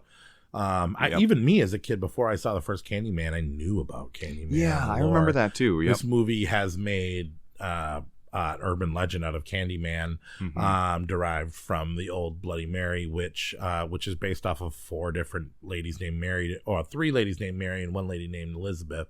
Interesting. I don't know if we're going to get into that later or not, but the director from the first film, I'm forgetting her name right now, but they did not like her script the way she was going, so they fired her and hired a new guy to rehash the first movie. The problem with this film is that it does absolutely nothing new from the first movie. Well, the first film was Bernard Rose, white English director, which actually matters on this one. Yeah. But yeah, so he did a full write-up of the sequel, right? And they just didn't like it. Yeah, they rejected it. They said that's not where we want to go with Candyman. Which is kind of a weird thing to do. Which I'd like to almost read that original second script because... Yeah, for sure. But anyway, so they decided to go with a little bit more of the same. And there is a scene where they go into the backstory of Candyman on Daniel Robitaille, and they actually show him getting honeycombed up and devoured by bees in front of Caroline. It's a pretty brutal scene, especially when they're and from what I understand, that was written by Tony Todd himself, where he decided he wanted to write the backstory of Candyman, and so that was actually almost deserves a writing credit to Tony Todd for loving the character so much, for being so dedicated to that character that he wanted the world to see the way that he saw the birth of Candyman, and they put them in the second. So I'll give this movie lots of props for that. He acts the ever-living shit out of that scene, too. Like, you actually feel really bad for him as it's going through. Oh, yeah. He's a tremendous actor, and I know you've seen him in, like, fucking Hatchet or and things when he's doing like Seventh films and stuff, and some of his new low budget stuff isn't so impressive. But if you give Tony Todd some material, he's gonna act the fucking balls off of that shit, just like he did in every single one of these movies. So Tony Todd's doing great. He's I didn't really like the costume change as much as some people might have thought it would be. I liked the fur. I liked the pimp pants. I liked the shoes. This one's a little bit darker, sleeker. Candyman, easier to cosplay, but it is what it is. I do like they bring back Ponytail Guy from the first movie, and he finally wrote his book about Candyman. And did you see how in the book they covered it with a mirror? Yeah. That's genius. It is. Yeah, it's good. It's good marketing. Yeah. Yeah. But no, that the original, he was just another college professor, right? That also was like an urban legend scholar. He was studying Candyman before Helen was in the first film. Candyman Country. Candyman Country guy. And then after Helen died, he had more material to finish his book. And then he went on tour spreading the word of Candyman, making Candyman more powerful. Because if you expand the lore, you expand the power of... Your mother's in here with his cat. Would you like to leave a message? That was an accident. The cat, it wasn't even a cat. That was just Nate. The soundboard is just going crazy right now. Oops. Sorry about that. He's a lot like Freddy Krueger in that fact, where the more people that believe in Candyman, the more people that are afraid of Candyman, the more powerful of a demon he is. And I go back to the thing where the best versus thing would probably be Freddy Krueger versus Candyman. Sadly, that would make the most sense. I think Freddy Krueger would win, but maybe not. Yeah. Maybe not. I don't know. But probably. I think he'd got him. No, this is a very much a step down from the first film, but it doesn't make it a bad sequel. Well, here's why they made this movie. They made this movie because they had Candyman, which was one of the greatest films of the 90s, arguably the best of the first half of the 90s. And in order to make Candyman iconic and to sell T-shirts and to sell action figures and to sell everything, you got to have a sequel. And they made the sequel because they needed a sequel. They made the sequel just to give more notoriety to the first film, to the character, to the franchise, for it to grow. Because gosh darn it, did we need a black slasher killer. Yeah. Well, and so them expanding the universe and stuff like that too is kind of fun. You know, you bring in the mirror aspect of it and why it kind of like makes how he's trapped in the mirror, how Caroline's mirror, and that's kind of an interesting thing because that doesn't really make sense with the original concept of being like a killed slave and, you know, covered with bees, and there's all these different things working for him. They actually do a pretty good job of expanding the lore to where it makes sense for everything and what Candyman's existence is. The kills are a little bit bland and whatever. You do get to see that security footage when that dude's in jail confessing to being Candyman, the redheaded guy. That we've seen in other things, but I can't remember what. But when they show the security footage of the cop getting hooked up and hanging in the sky, I actually really like that kill a lot. Yep, that was a good kill. And then he runs out of the room and gets shot and falls down the steps and all that other stuff. What I was trying in the last movie review, which was also Candyman's great grandson, who was an Irish ginger redhead. Yes. Yep. Makes no sense. They should have They were just banging everyone on that plantation. It was out of control. But yeah, so I mean, that whole brother storyline actually has a little bit more teeth than I ever thought it would in this kind of like, I don't know. It's not like I didn't expect much out of the sequel, and I was actually pleasantly surprised. But you're like, okay, it's definitely not the first film. But I mean, it's still. It didn't make me want to turn it off. It didn't make me upset. It just didn't take. It was just a rehash. It was like hearing the same story again with some extra details. Mm-hmm. Yeah, and losing some of the passion and the perfection of some of the cinematography shots and the look of the projects and the feel and the horror of poverty. That the first one had. It just lacked a little bit of passion. But he's got a good Candyman. He's chasing around a Tony Todd's fantastic in this film, and he really can carry these movies. Even the third one, you want to see it just for Tony Todd being Candyman. He's fantastic. But yeah, so Candyman 2, if you like the first one and wanted to get a little bit more backstory, I think there's a lot to like here. It's not a bad sequel. It's just not a great sequel, you know? Yeah. But go into it with low expectations. I think you'll be pleasantly surprised. Which brings us to number 2. Candyman 2021 takes place in 2019. Yes. Apparently, this is a movie that takes place after the first Candyman and erases Candyman 2 and Candyman 3. And maybe some of you haven't seen the first Candyman. If you haven't, you should watch it. But there was a little baby boy that was saved from a fire. Mm-hmm. And he was a baby boy that couldn't talk, and he was in little Candyman nursery rhyme. Anthony, our main character, a painter of all people, obviously carried on, got something from Candyman, even though this isn't actually Candyman's son. But he was touched by Candyman in a weird way when he was a baby, not sexually, but maybe. I don't know. Maybe they didn't show that part. Could have been. I don't know. Candyman was into some weird sexual stuff. He was a really romantic guy, but probably not. So Anthony is now 26, 27 years old. He is married to an art dealer, who's played by the chick was Photon in Marvels. And this is the director that directed Marvels. We don't talk about Marvel here. Nia DaCosta. Yeah, Nia DaCosta. To start off, how they reversed the opening shot from the first movie and the second movie. Instead of shining down on inner city Chicago, they did it from the floor up, and you could see the buildings in the sky. And this movie talks a lot about gentrification and how they built the projects and then destroyed the projects. And I don't know, it's pretty interesting. I absolutely love the art in this. I actually love the soundtrack. They remixed some of the old stuff from the first one and added the guy. They used all real Chicago artists for all the paintings. I didn't know that. That's cool. A Chicago guy. The guy actually went to the town where they shot the movie and made sounds out of broken, abandoned buildings, metals scrapping against each other, hardwire stuff. A lot of stuff went into this film. A lot of hard work and continuity, I think. They expand on the Candymen.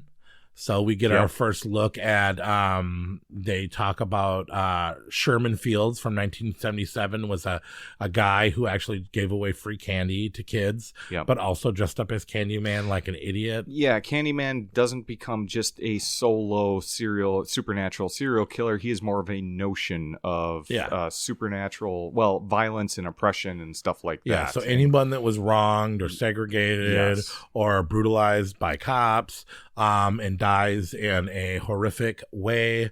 can becomes come a back. vengeful spirit, essentially. Incarnating Candyman. Yes. And I love that, man. It's a very cool take on it. Yeah. It's a very fresh take. Most people's complaint would be that Tony Todd is not, or hardly, in this film. He does make an appearance. But I love it, man. I actually think Yahya, I'm not even gonna try to butcher his first name. The main character that played Anthony McCoy, I thought he did fantastic as the main character and fantastic as the villain, which he goes through a descent in a change, which is beautiful. They talk about another Candyman that I'm forgetting his name, from that predates 1977, about police brutality. And I don't know. It's just cool how they talk about the urban legends, and you have your new Candyman, and the fact that they got Anne Marie to play herself, that they brought characters for the first film in there, that he would become an artist. It's kind of like, what would Daniel Robitaille be like if he lived in modern day? And I think that's kind of Anthony's life. The scene with Sherman in the mirror when he's visiting that art dealer, talking about how he wants to make a series, and he's in the mirror and he's seeing Sherman in the mirror and he's moving, the way he's moving, and the second that he leaves and runs away, the way that the art dealer gets smeared along the window like a paintbrush, just like Anthony's paintings and stuff. That there's an art exhibit owner named Clive, which is obviously a shout out to Clive Barker, probably. But they made him the story, The Forbidden. Which this and is. They made him such a douchebag. Yeah, I kind of didn't want them to diss Clive like that. I don't think Clive's like that in real life, or at least I hope not. Hard to say. Couldn't get near him. Last time we had a chance, we couldn't get near him. But yeah, and that's what's so great about this movie is that it's so well thought out. It is beautifully shot. Nita Costa does such a great job. But it also enhances the original film by taking all the tropes and modernizing them. Like, you don't have like the poor black society. You have like more of like the successful black angles that in society right now. But you bring in new things like police brutality. And this was right after George Floyd too. So I think there was very timely. Then they showed gentrification. Because they showed that church that was painted with all that black history that got painted over when it got bought, and they actually showed that and mentioned it in the film. Which is kind of cool too. A lot of people are complaining that there's a lot of political messages in here and that it was too jammed down your throat. But I don't actually think it was, man. I don't think that's what Candyman is to the world. The first one. Yeah. Totally. The first one had a very big social commentary to make. This is the social commentary of the modern times right now. I don't think it's heavy-handed by any means. I really didn't like this film the first time I watched it. I was like, I don't know what's going on. It's kind of a mess, and it does kind of get a little messy towards the end because it's exploring more of like the notion of the supernatural element that is Candyman, not the person. But the more I watch this movie, I'm more like, oh, this is actually well done. This is actually their deeper meaning and shit to all this stuff. The whole music and the shots, the creative shots of Chicago, dude. Yeah. This is a love letter to Chicago. Yeah. I've always complained about Chicago, that I don't like going to Chicago, that I don't like this and that about Chicago, but this movie made Chicago look beautiful. Yeah, it really does. And like I said, it takes it from that like Cabrini Green world in that first film, the slums, the projects and stuff like that, puts it in this modern, kind of upscale environment with like these artsy fartsy types of people, right? And you get a different perspective of the same black struggles that are going on in America today, which was kind of cool. So you're hitting more different, different parts of this. There's so many issues with that to begin with. And it really feels like you're taking a new but same take. And then they blend in the story from the first film. Oh, yeah. So well into the puppet this. work. The puppet work is fantastic. At the end and the beginning is a great recap, a fantastic way to recap. Such an interesting idea. To give it almost a folk horror vibe, which I really like that. And then that little kid that got that screamed when he saw Sherman Fields, that brought the cops down to the basement to beat him. He grows up to become a character in this film, so 1975, and he's a really good actor from a lot of things. I can't remember what from at this point, but I love how he orchestrated the rebirth of Candyman through using Anthony's and his girlfriend and trapping them. And can we talk about the end when he chops off Anthony's arm and shoves the hook into his stump? That was a rough one. And gives him the coat, and I loved it, man. I gotta say, I never ever thought, just like Freddy Krueger, just like Chucky, there's certain characters you don't think anybody could play Candyman like. I like Tony Todd could, but they nailed it with this guy. Yaya was great, and Sherman was great, and all these Candyman. The guy that does that to Yaya at the end, his name's Coleman Domingo. He's from like Fear of the Walking Dead and stuff like that too. Oh yeah, but he was fantastic in this. Like, you felt for him, but then you hated him at the same time, and you're like, oh man, who's this fucking guy? I felt for him almost the whole time. Well, what he does at the end is kind of like he becomes a bad guy turn, you know, but like it's still when he's telling the stories and stuff in the beginning in the laundromat and whatnot, you're like, damn. Oh yeah, him. Fantastic acting. And then after everything goes down and Anthony's dying and his girl's in the back seat of the car and the cops coaching her love that to change her story, and then she says four times in the mirror, and then he says the fifth one, and dude, some people say that they don't like it, but when he comes out floating on the bees with the bees completely covered his face, and the setup was really heavy-handed to me, like, oh Jesus, a cop is evil, you know. It did feel like you were beating me over the head at that point, but the execution of it all, though, afterwards, you're like, yes, this is who Candyman should be. You know, taking it to the fucking people that are I would have loved a sequel to this film, man. I would have loved to see more full-fledged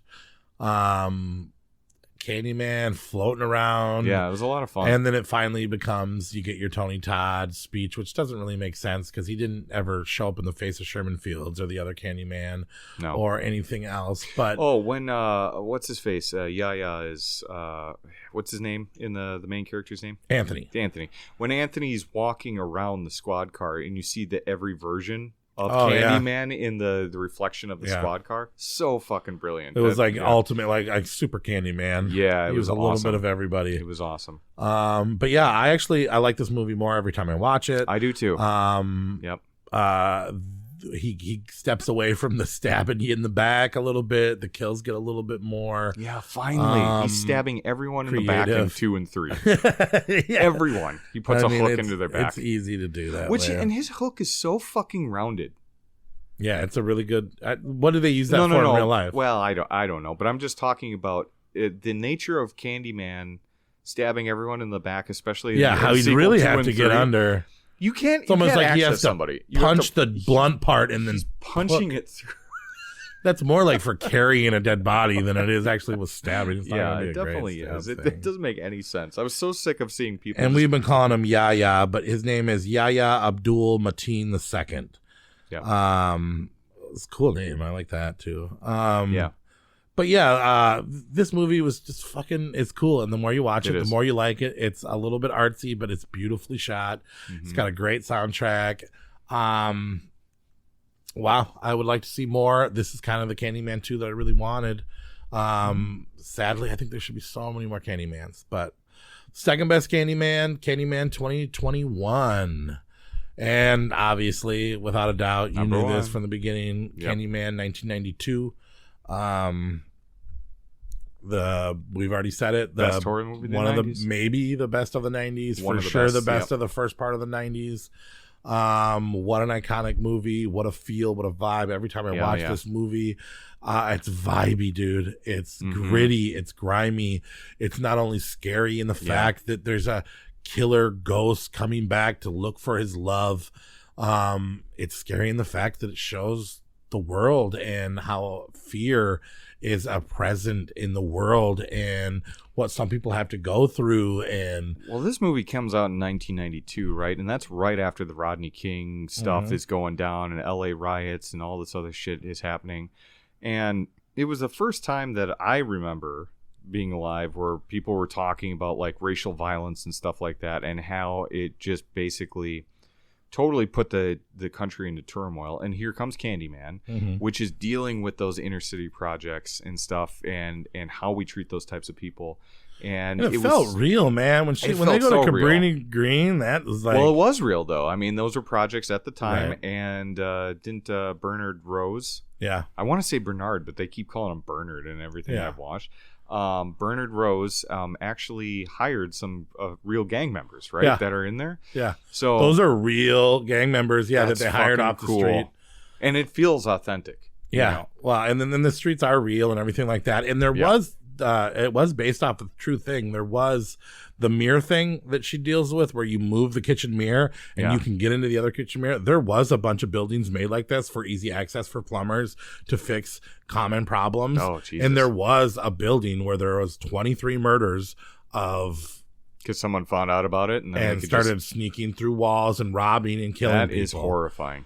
So there is a lot of truth, not only to the crime, and the supernatural aspects of this film. Yep. And it came together with that Clive Barker story, with the current events, and some true things that happened. And you have a awesome, scary, vibey, political, powerful horror film. Original. Yeah. Original. It really felt like this was something different. Yeah. There's, I mean, People Under the Stairs.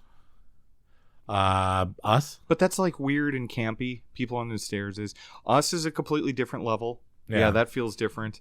This feels different. This feels like, but it's not just a horror movie. It's like a quality movie. Yeah, you know what I mean. Like this is like a well fucking done movie. Yeah, I love the this way movie. It's shot, the way it's written, the things they're saying, the performances that you're getting, the iconic character that is Candyman. When you first see him on the screen, you're hooked in from the opening credits. Oh my god! And the classical music score of Helen's theme. Helen's theme, done by Philip Glass? Yep, or Philip something Glass like does the full soundtrack, and it's gorgeous. It's Beethoven gorgeous. It's gorgeous. It's haunting, and it's simple too. But it also has the and the church bells and the organs, and it almost has like a gospel classical. Yep. I don't know. It's really cool. It's and that's saying something from the movie that we just talked about before this, the Candyman from 2021 score, which was fantastic. But this is somehow even better, and it's like way more minimalistic too. Just I listened in the shower today, and then I listened to the 2021, and then I drove over here listening to the original score. That stuff kind of makes you a little crazy, but you live through it.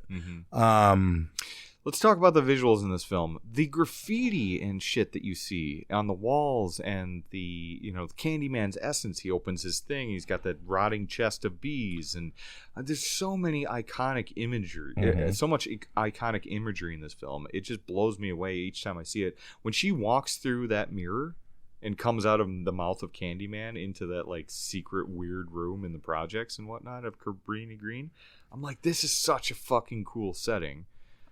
Now that I think about it, I'm like, who designed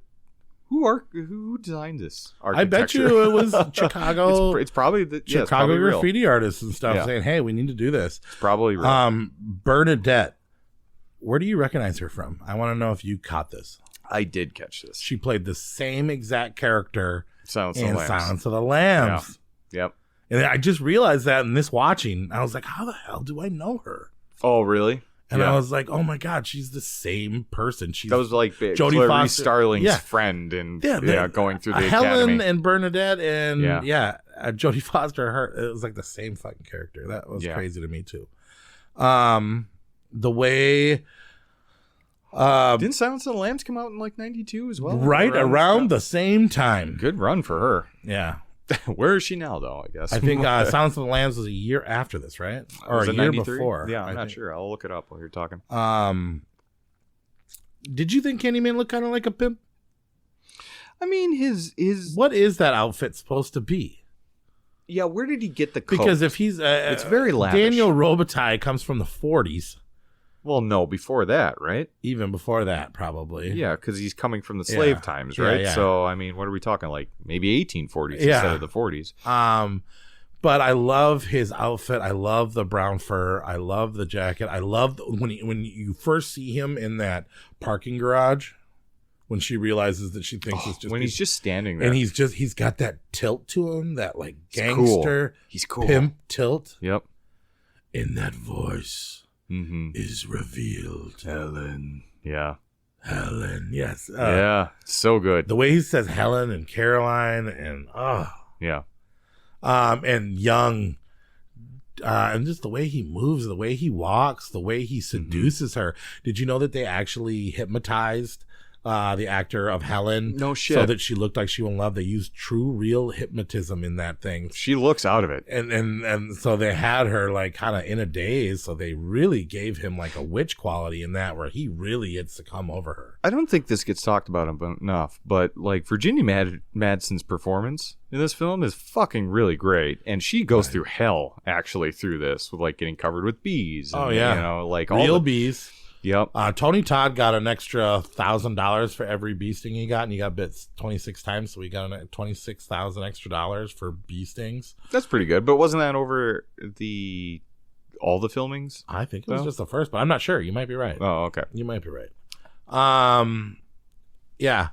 Pre-Scream, Nightmare on Elm Street, you know, with a little People Under the Stairs. I don't know. This is the one. Helen's no Jodie Foster, but she does a good job trying to be Jodie Foster. I do think she did great. It is weird that they both came out at the same time. 91 was Silence of the Lambs. Okay, so Silence of the Lambs, yeah. and then it was Candyman. Yeah. Okay, perfect. Yeah. So she is doing a Jodie Foster impression. The hook, the iconic hook. I don't have a hook, but I want a hook. The second I find a good for under $500 hook replica, I'm putting that fucker above my movies. Yeah. Such an amazing weapon. I know she did Last Summer and a few other films have used hooks before, but there's something about but it's his Candyman hook coming out of there, and the bloody stump. Yep. Makes it even better. Here's a problem that I find with this movie. 6.7 out of 10 on IMDb. How is this not higher? Like 6.7 is not a bad rating for a horror film. Segregation and racism? But that's the problem, is like this movie, and I know that some people are like, you didn't capture the black perspective enough. Well, first of all, they tried, which is more than I could say for a lot of other horror movies, you know. Yeah. And nobody said, "Damn, that's whack." But didn't the director get the approval from the NAACP to make this movie? I mean, ballsy move for letting a white man direct a movie like this. Sure, you know? but he had a lot of but he got signed off. He had advisors, a lot of, he got signed off, and he did this out of respect. He did, and it came from a place of good intentions to highlight some of these issues that they were doing it. But like, aside from the social commentary, you know, which I know can be polarizing for some people, the fucking storyline, the myth that Candyman creates, this movie the has creepy tension and the weird. This movie has setting. some of the realest looking blood I've ever seen. The tone of the red blood when after she sees Candyman in that parking garage and she passes out and wakes up in that bloodbath of an apartment with the sawed off dog head on the fucking floor, it's brutal. And the empty baby crib with blood everywhere. That is so savage. That looks so real. That is such a terrifying scene. Yeah. One of the most savage scenes in fucking horror history, and the complete shock on her face, dude. Yeah. And Anne Marie screaming in the background to add to the confusion. That was heart-wrenching. Yeah, for sure. Oh my god, that blood looked so real. That crime scene looked so much like a real crime scene. There's a lot of brutal things with this. It almost felt like it was real. The rib cage full of bees was like, it still had like skin hanging off and stuff. It looks like it's been gnawed off by the bees. I don't think they eat flesh, but you never know.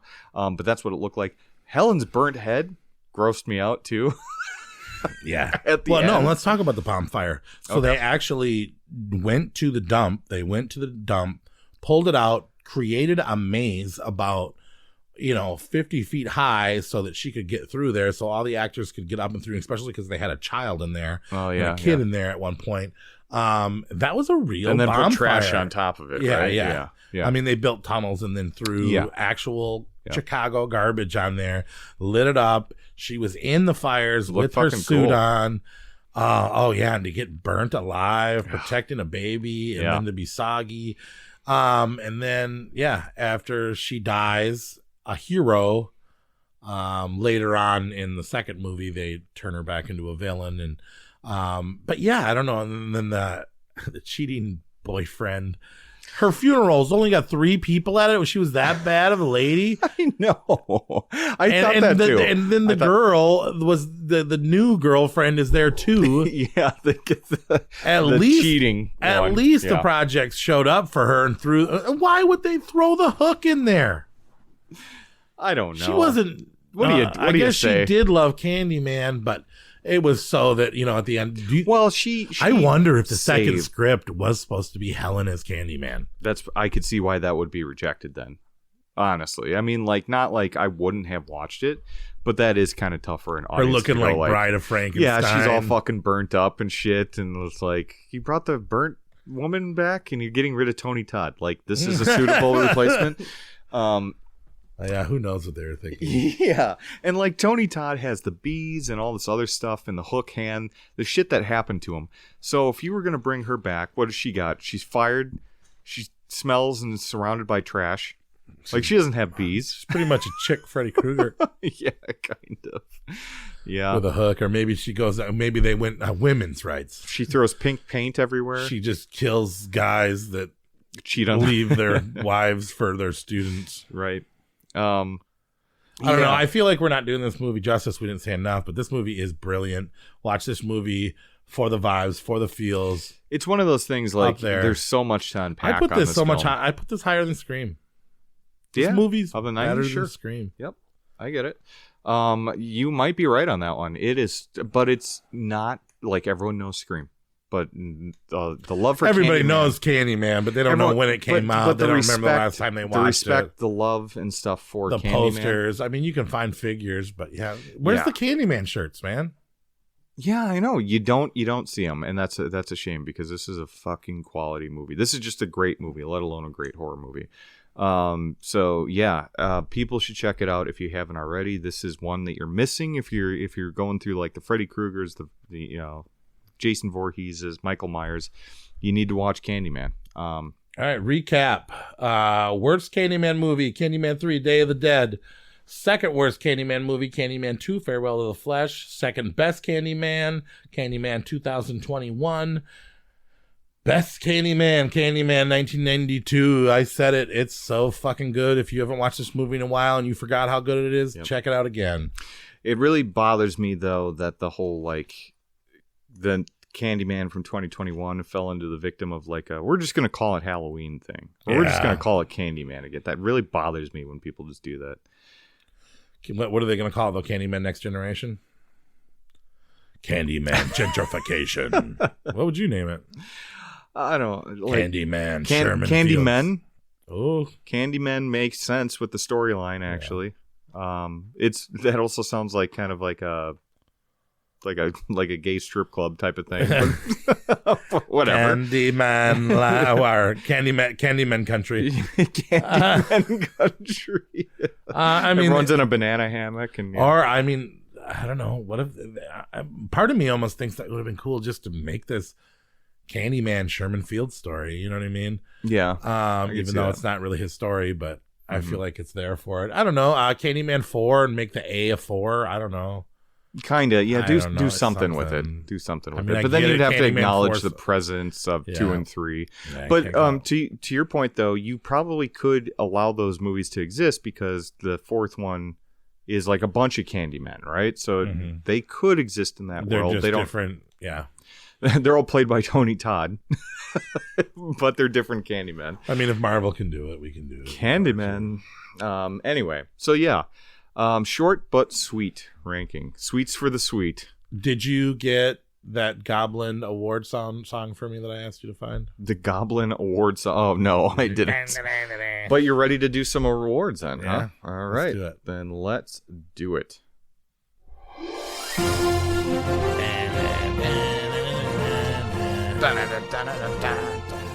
So you want to do Beavis and Butthead thing? Yeah. All right, I don't got a lot of them for this one, but best art out of the Candyman movies. Candyman 1. Well, I don't know. Candyman 4. Let's just call it that. Because of the art. Because of the actual art. And the cover, and actually like the soundtrack cover was pretty good. Yeah. But as far as we're going to the cover art on the VHS, I think one the wins. eye and the fly and yeah. But yeah, I think we're gonna give it to the new Candyman. Best music. Oh God, was it a toss up between the new one and the old one? But yeah, I listened to both of them today, and I think you kind of fully convinced me. You can't beat the original on that classical music. And if you listen to them as a whole, there's some stinkers on the score for the new one. There are some stinkers. But the first one, you can listen to that thing from front to back, and it's adhesive sound. Yep. Right. Best effects in a Candyman movie. I still got to go with the first one. With that severed dog head and that bloodbath scene. There's a little bit, not that the new one didn't have good gore, and actually the second one wasn't even that bad either as far as it came to gore. No. But like I said, there were some weak kills in the second one though, but yeah. Some lazy ones. Yeah. You got to go with the first one, right? Yeah. Just the way Candyman looked. Totally. Oh God. Totally. So far, Candyman. Best director. I said Bernard Rose. Yep, me too. Yeah. He directs the ever-living shit out of this movie. Candyman.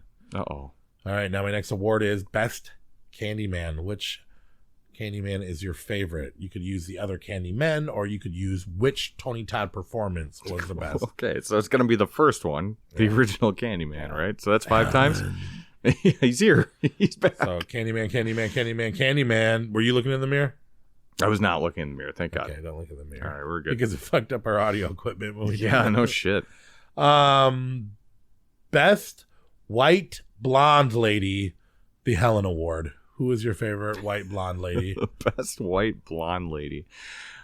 Man, I kind of like Veronica Cartwright, though. From the second one? Yeah. Really? Well, yeah. What about that chick, that young blonde chick that the Helen's husband left her for? No, she was a bitch. She did suck, and her screams were awful. Yeah. I think I did like the second girl, but I gotta go Helen. It's Helen. Yeah, it's clearly Helen. Virginia Madsen. I cannot tell you. All right, who's your crush from the Candyman films? Who's the girl? Who's the babe? Who's the Candyman babe of the series? I mean, it's got to be Baywatch, though. You think? For me, what's her name? Deerica. Deerica, something like that. Something starts with a D. Deerica. Let me look it up. Yeah, but I know that she's from Baywatch. I'm actually gonna go out on a limb, and I'm gonna say Donna Deerico. Bernadetta from the Candyman. Her friend. Cassie Lemons from. She's cool. That beautiful curly hair. Yeah, she was spunky. She was loyal. She was. I don't know. Yep. No, I get it. I'm stepping away. I don't. Good for you. White blonde ladies, don't do it for me. Skinny ones. I mean, maybe if she's thick, maybe. If she's thick, okay. She's your pick if she's thick. Okay. But honestly, Anne Marie, the character, like we said, she was in the original movie and then in the second movie, and she looks like she got 4 years younger. Fucking great for 25 years later. 1992, and then 25 years later, she plays grandma version of herself, and she almost looks younger. Yeah, it's insane. Shh, don't say that. You know what I mean? Yeah. That was the same actor. That's nuts. Yep. Who's your? Oh yeah, you picked her. Okay. Yep. Best kill. In all the Candyman movies. Man, it's tough because there's a lot of lackluster ones. The psychiatrist in the first one, okay, and then he flies out the window right through the thing. Have you seen the unrated one? I don't know. I think so. It's just a little bit more bloodier. Okay. But it's a little bit, it's better. Like he's really ripping. You really feel him ripping through that guy's back. Sure. Yeah. When he's doing that. I mean, I was gonna say maybe from Candyman 2, when Candyman gets killed for the first time as Daniel Robitaille, but nah. And then I was and I was gonna say maybe the death of Anthony before he becomes Candyman in Candyman 2021. Sure. But I described it in great detail. Candyman 2021, when Sherman Fields kills that art lady dealer and smears her along that window. That's pretty cool. I'll give you that. I loved that death, and that was the one that always stuck out for me. Mm-hmm. But yeah. Most savage moment in Candyman movie. I'm doubling down. I'm going to go back to Candyman 2. And when that lynch mob murdered Daniel Robitaille, spread him in honeycomb, and then released the bees on him and had his lover and all of them watch in disgust while he was bitten alive and murdered by bees. That's pretty savage. That is pretty great. Yeah. I'm sorry. I got to go back to it because it's a little bit of a cop out. The toilets in Candyman 1. They're not great. Well, which one? Full of bees or just the full one's of full shit? Of shit. The broken one's full of shit. Right before you heard you was looking for Candyman, bitch. And they're like, "You're lucky you survived." Why? Because of all the germs in that fucking bathroom. You're not wrong. Oh my god! I mean, shit is savage, I guess. So the baby crib that's just covered in blood, and it's like I said, it kind of loses its teeth a little bit because the baby's still alive. Yeah. But man, that looks fucked up when you first see it, and the mother crying over the crib unconsolably. I actually made that my most horrifying. Oh, you have a most horrifying. Well, so you got the Savage Award, the Creepy Award, and the Horror Award. Okay. So I gave that to the. So what's your most horrifying moment?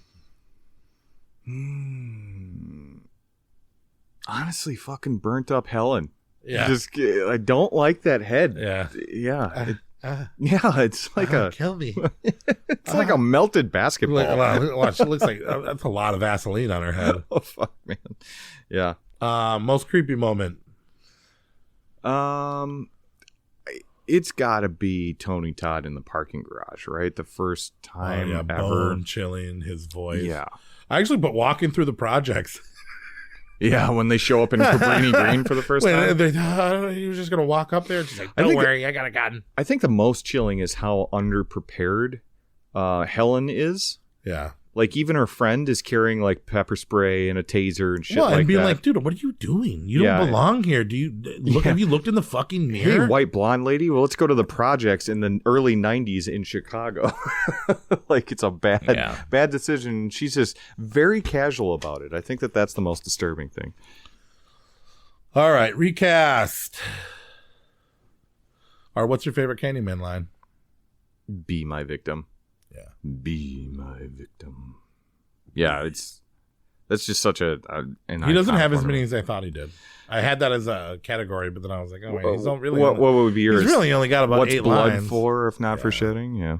He really doesn't have that many iconic lines. No, he's only got like 8 lines, and then they repeat him throughout the franchise too. So he doesn't sound like he's getting my witness. When he I was like, fuck that.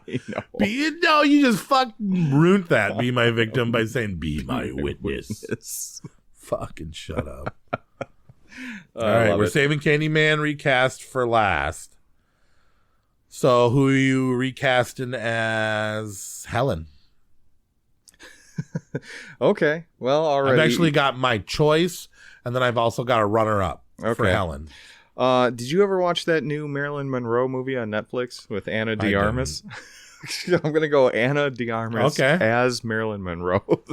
Okay. Well, she was in Knock Knock, and she was in... Yeah, but I want her in that blonde Marilyn Monroe. Okay, I haven't seen the movie, so I'm just going to... Well, you know what Marilyn Monroe looks like, right? I mean, kind of. I mean, if the government is showing us real pictures of her, I don't know.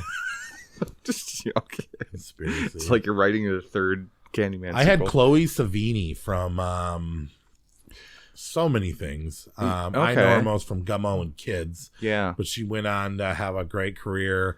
I love her as a cop, as a smart. She's, That's a great choice. I could see that. I mean, I like her. And my backup. Oh, Elizabeth Moss would be a great one. Who's Elizabeth Moss? The one from The Invisible Man or... oh, yeah. I could see her doing that too, yeah. Yeah. Anyway. My backup was Natalie Dormer from Hunger Games and Game of Thrones and stuff. Yep. I thought she looked the part all right. She's a cute lady. Bernadette. Who you cast in as Bernadette? Man, I really struggled with this one, so I just put down the Big O. Big O? Oprah. Oh, shut up. That's so bad, it's not even funny. I knew you weren't going to like that one. I did Dominique Fishback. She was in that new Swarm show. She was in Dominique Fishback. She's kind of a newer actress. Oh, so I can't pick Oprah and you could just make up a name. Did you see that? Well, look her up. and you'll know who she is. Okay. She was in that Power movie about Jamie Foxx where they took the power pill. She's a very talented actor, but she's young. I thought her and Chloe Sevigny would be cool. Dominic Fishback. Yeah. You know who I'm talking about now? No, definitely not. Wow. You need to check out her work. She's good. Okay. All right. Helen's husband, what was his name? Trevor. Who you casted him as? So he's a little bit older.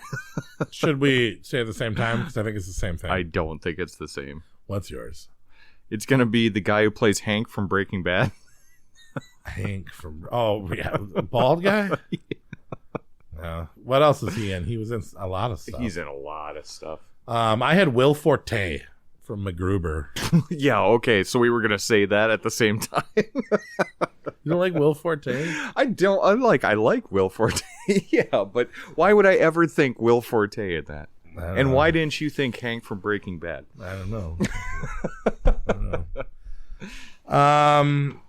Sherman Fields.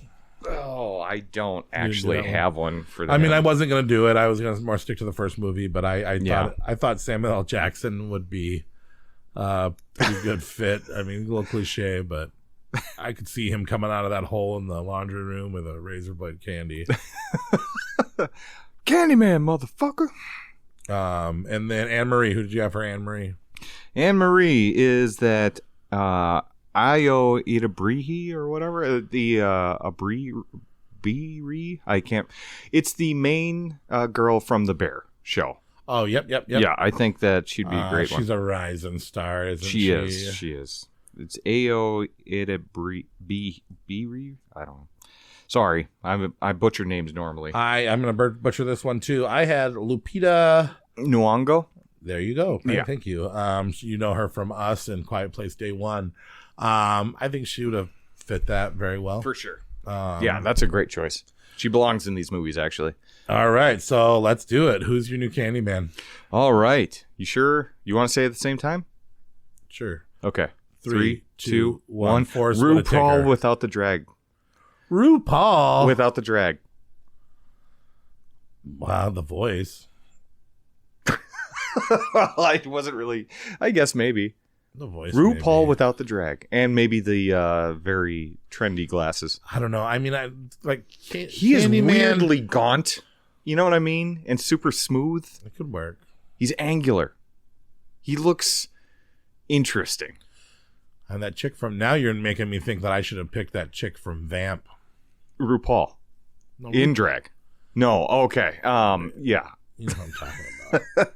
Grace Jones? Yeah. Yes. That's not a bad one though either. I could see that. I could really see that. I picked Forrest Whitaker.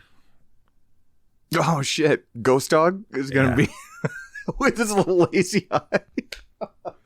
I'm not gonna be able to take Candyman seriously with the lazy eye. Victim. It was either that or Morpheus from Lawrence Fishburne or something. Yeah, he's way too intense. Yeah. Be my victim. And I mean, Tony Todd is I want to recast Tony Todd. And if I don't recast Tony Todd, I want it to be the guy that they recasted in the 2021. I actually think those are the two best choices, but I'm just trying to think of.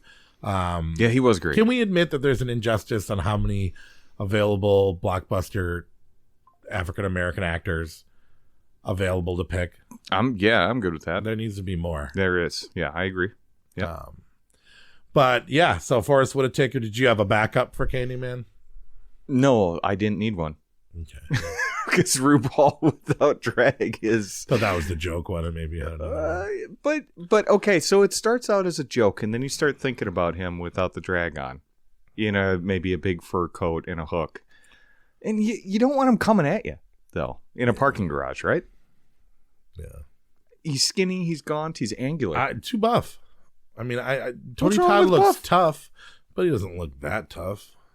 What, you saying you need to pick up the weights? I'm saying RuPaul's too buff to be Candyman. I don't know. I'm sure RuPaul appreciates you saying that.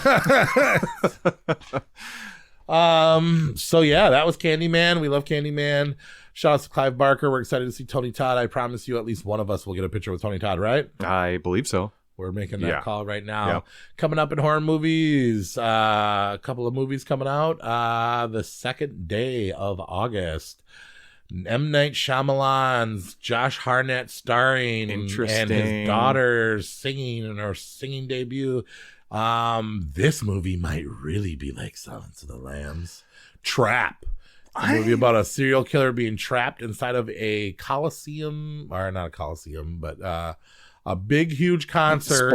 It's a concert event, right? Yeah. M. Night Shyamalan's daughter is the performing act, and he gets front row tickets for his daughter. And then the police know that this huge serial killer is in there. And it just so happens to be Josh Hartnett and his daughter enjoying a concert. And he finds out that they're going to catch him. So he has to create enough mayhem to escape. This is Josh Hartnett trying to do Hannibal Lecter in a concert arena. First of all, I think he can pull it off for sure. I'm a big fan too. I am a fan of his. I mean, with the exception of 30 Days a Night. Grow up. That is, fuck that. I mean, he's good in The Faculty. Is that a 2007 movie? It is. Oh, good. You will have your vengeance, Josh Hartnett. Okay, is it okay to say that I'm very excited about this movie? I love the concept of it. And you think I was going to make fun of you? No. Is this rated R or PG-13? Do you know? I don't, but I think it might be rated R. But I like the concept is so intriguing to me that I'm like, ooh, where they're going to go with this. I'm so excited to watch it. Well, because it seems like they would wait to reveal that he was the killer. So it's PG-13. It's almost like the twist is at the beginning. So is there going to be another twist? I would assume so. Or is so. Shyamalan done with twists? And that would be the last twist all in itself. Twist, yeah, right. I am excited about this too. I really did like The Watchers. Did you watch that movie, by the way? Not yet. No. Okay. No, the Dakota Fanning one. Yeah. No, not yet. I don't know. I think there's going to be a Shyamalan resurgence coming here. And I think this movie is going to be a part of it. I'm actually excited to watch this movie. I'm excited to watch it with my daughter too, so I guess it's okay. It's PG-13. But this is going to be a thriller with some horror. It's going to be a little Inception moment, right? Yeah. When a father that's a killer takes his daughter to a concert, and then you're taking... Oh, because I'm a killer? You've killed. I wouldn't call you a killer. You have killed. But you have killed. But you know what I mean. But yeah, I'm excited about that one. And that comes out on when? I just fucking had it up. The 2nd. August 2nd. Okay. Very excited. So after everybody went to the theaters one time for Wolverine and Deadpool, maybe you'll go back the next week for Trap. Yeah, that's right. Next episode, we're coming back, going 10 years ahead from last episode, 1997, and now we are doing 2007, and we are going to see the 10-year difference. Working on that now. We'll be back with that soon. 2007, watch your movies. Look them up, watch them up. You want to know what's going on. We'll be back with that. Anything else? That's it, baby. Yeah, that's it. Yeah, you are my victim. That's a terrible. That was. Yeah, it's more like this country western. Hey, be my victim. What do they call that? Hey, buddy. No, what do they call that when like, you exploit? What do you mean? I didn't like that. What I'm be my victim. You think I'm whiting? I'm like I'm race washing? Is that maybe what it is? Candyman? Hey man, be my victim. I got your mail here. Stop it. Just the whitest person ever. We should probably get you to the hospital and get out of these projects. Nathaniel.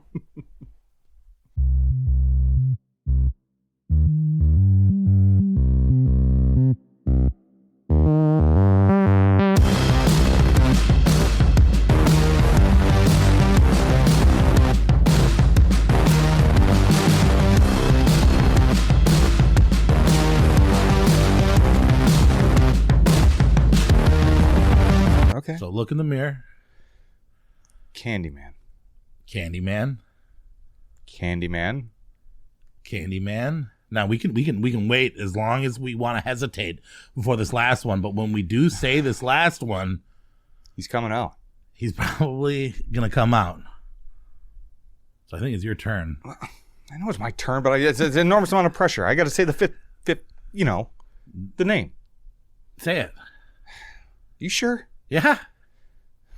All right, we'll do it together. Can't be any worse than this. 3, 2, 1. Candyman. All right. All right. I knew it was bullshit. Nathaniel, my love! Oh my God, Jesus.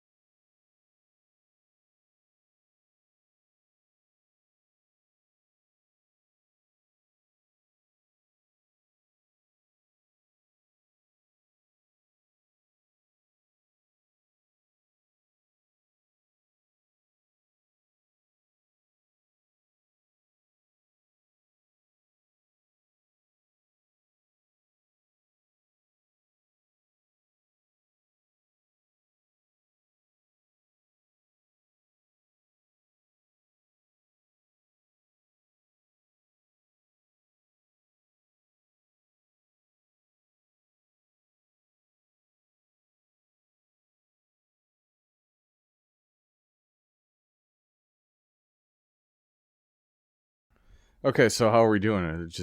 We just got together to do the podcast, I guess. I mean, we're us. You know what I mean? Yeah.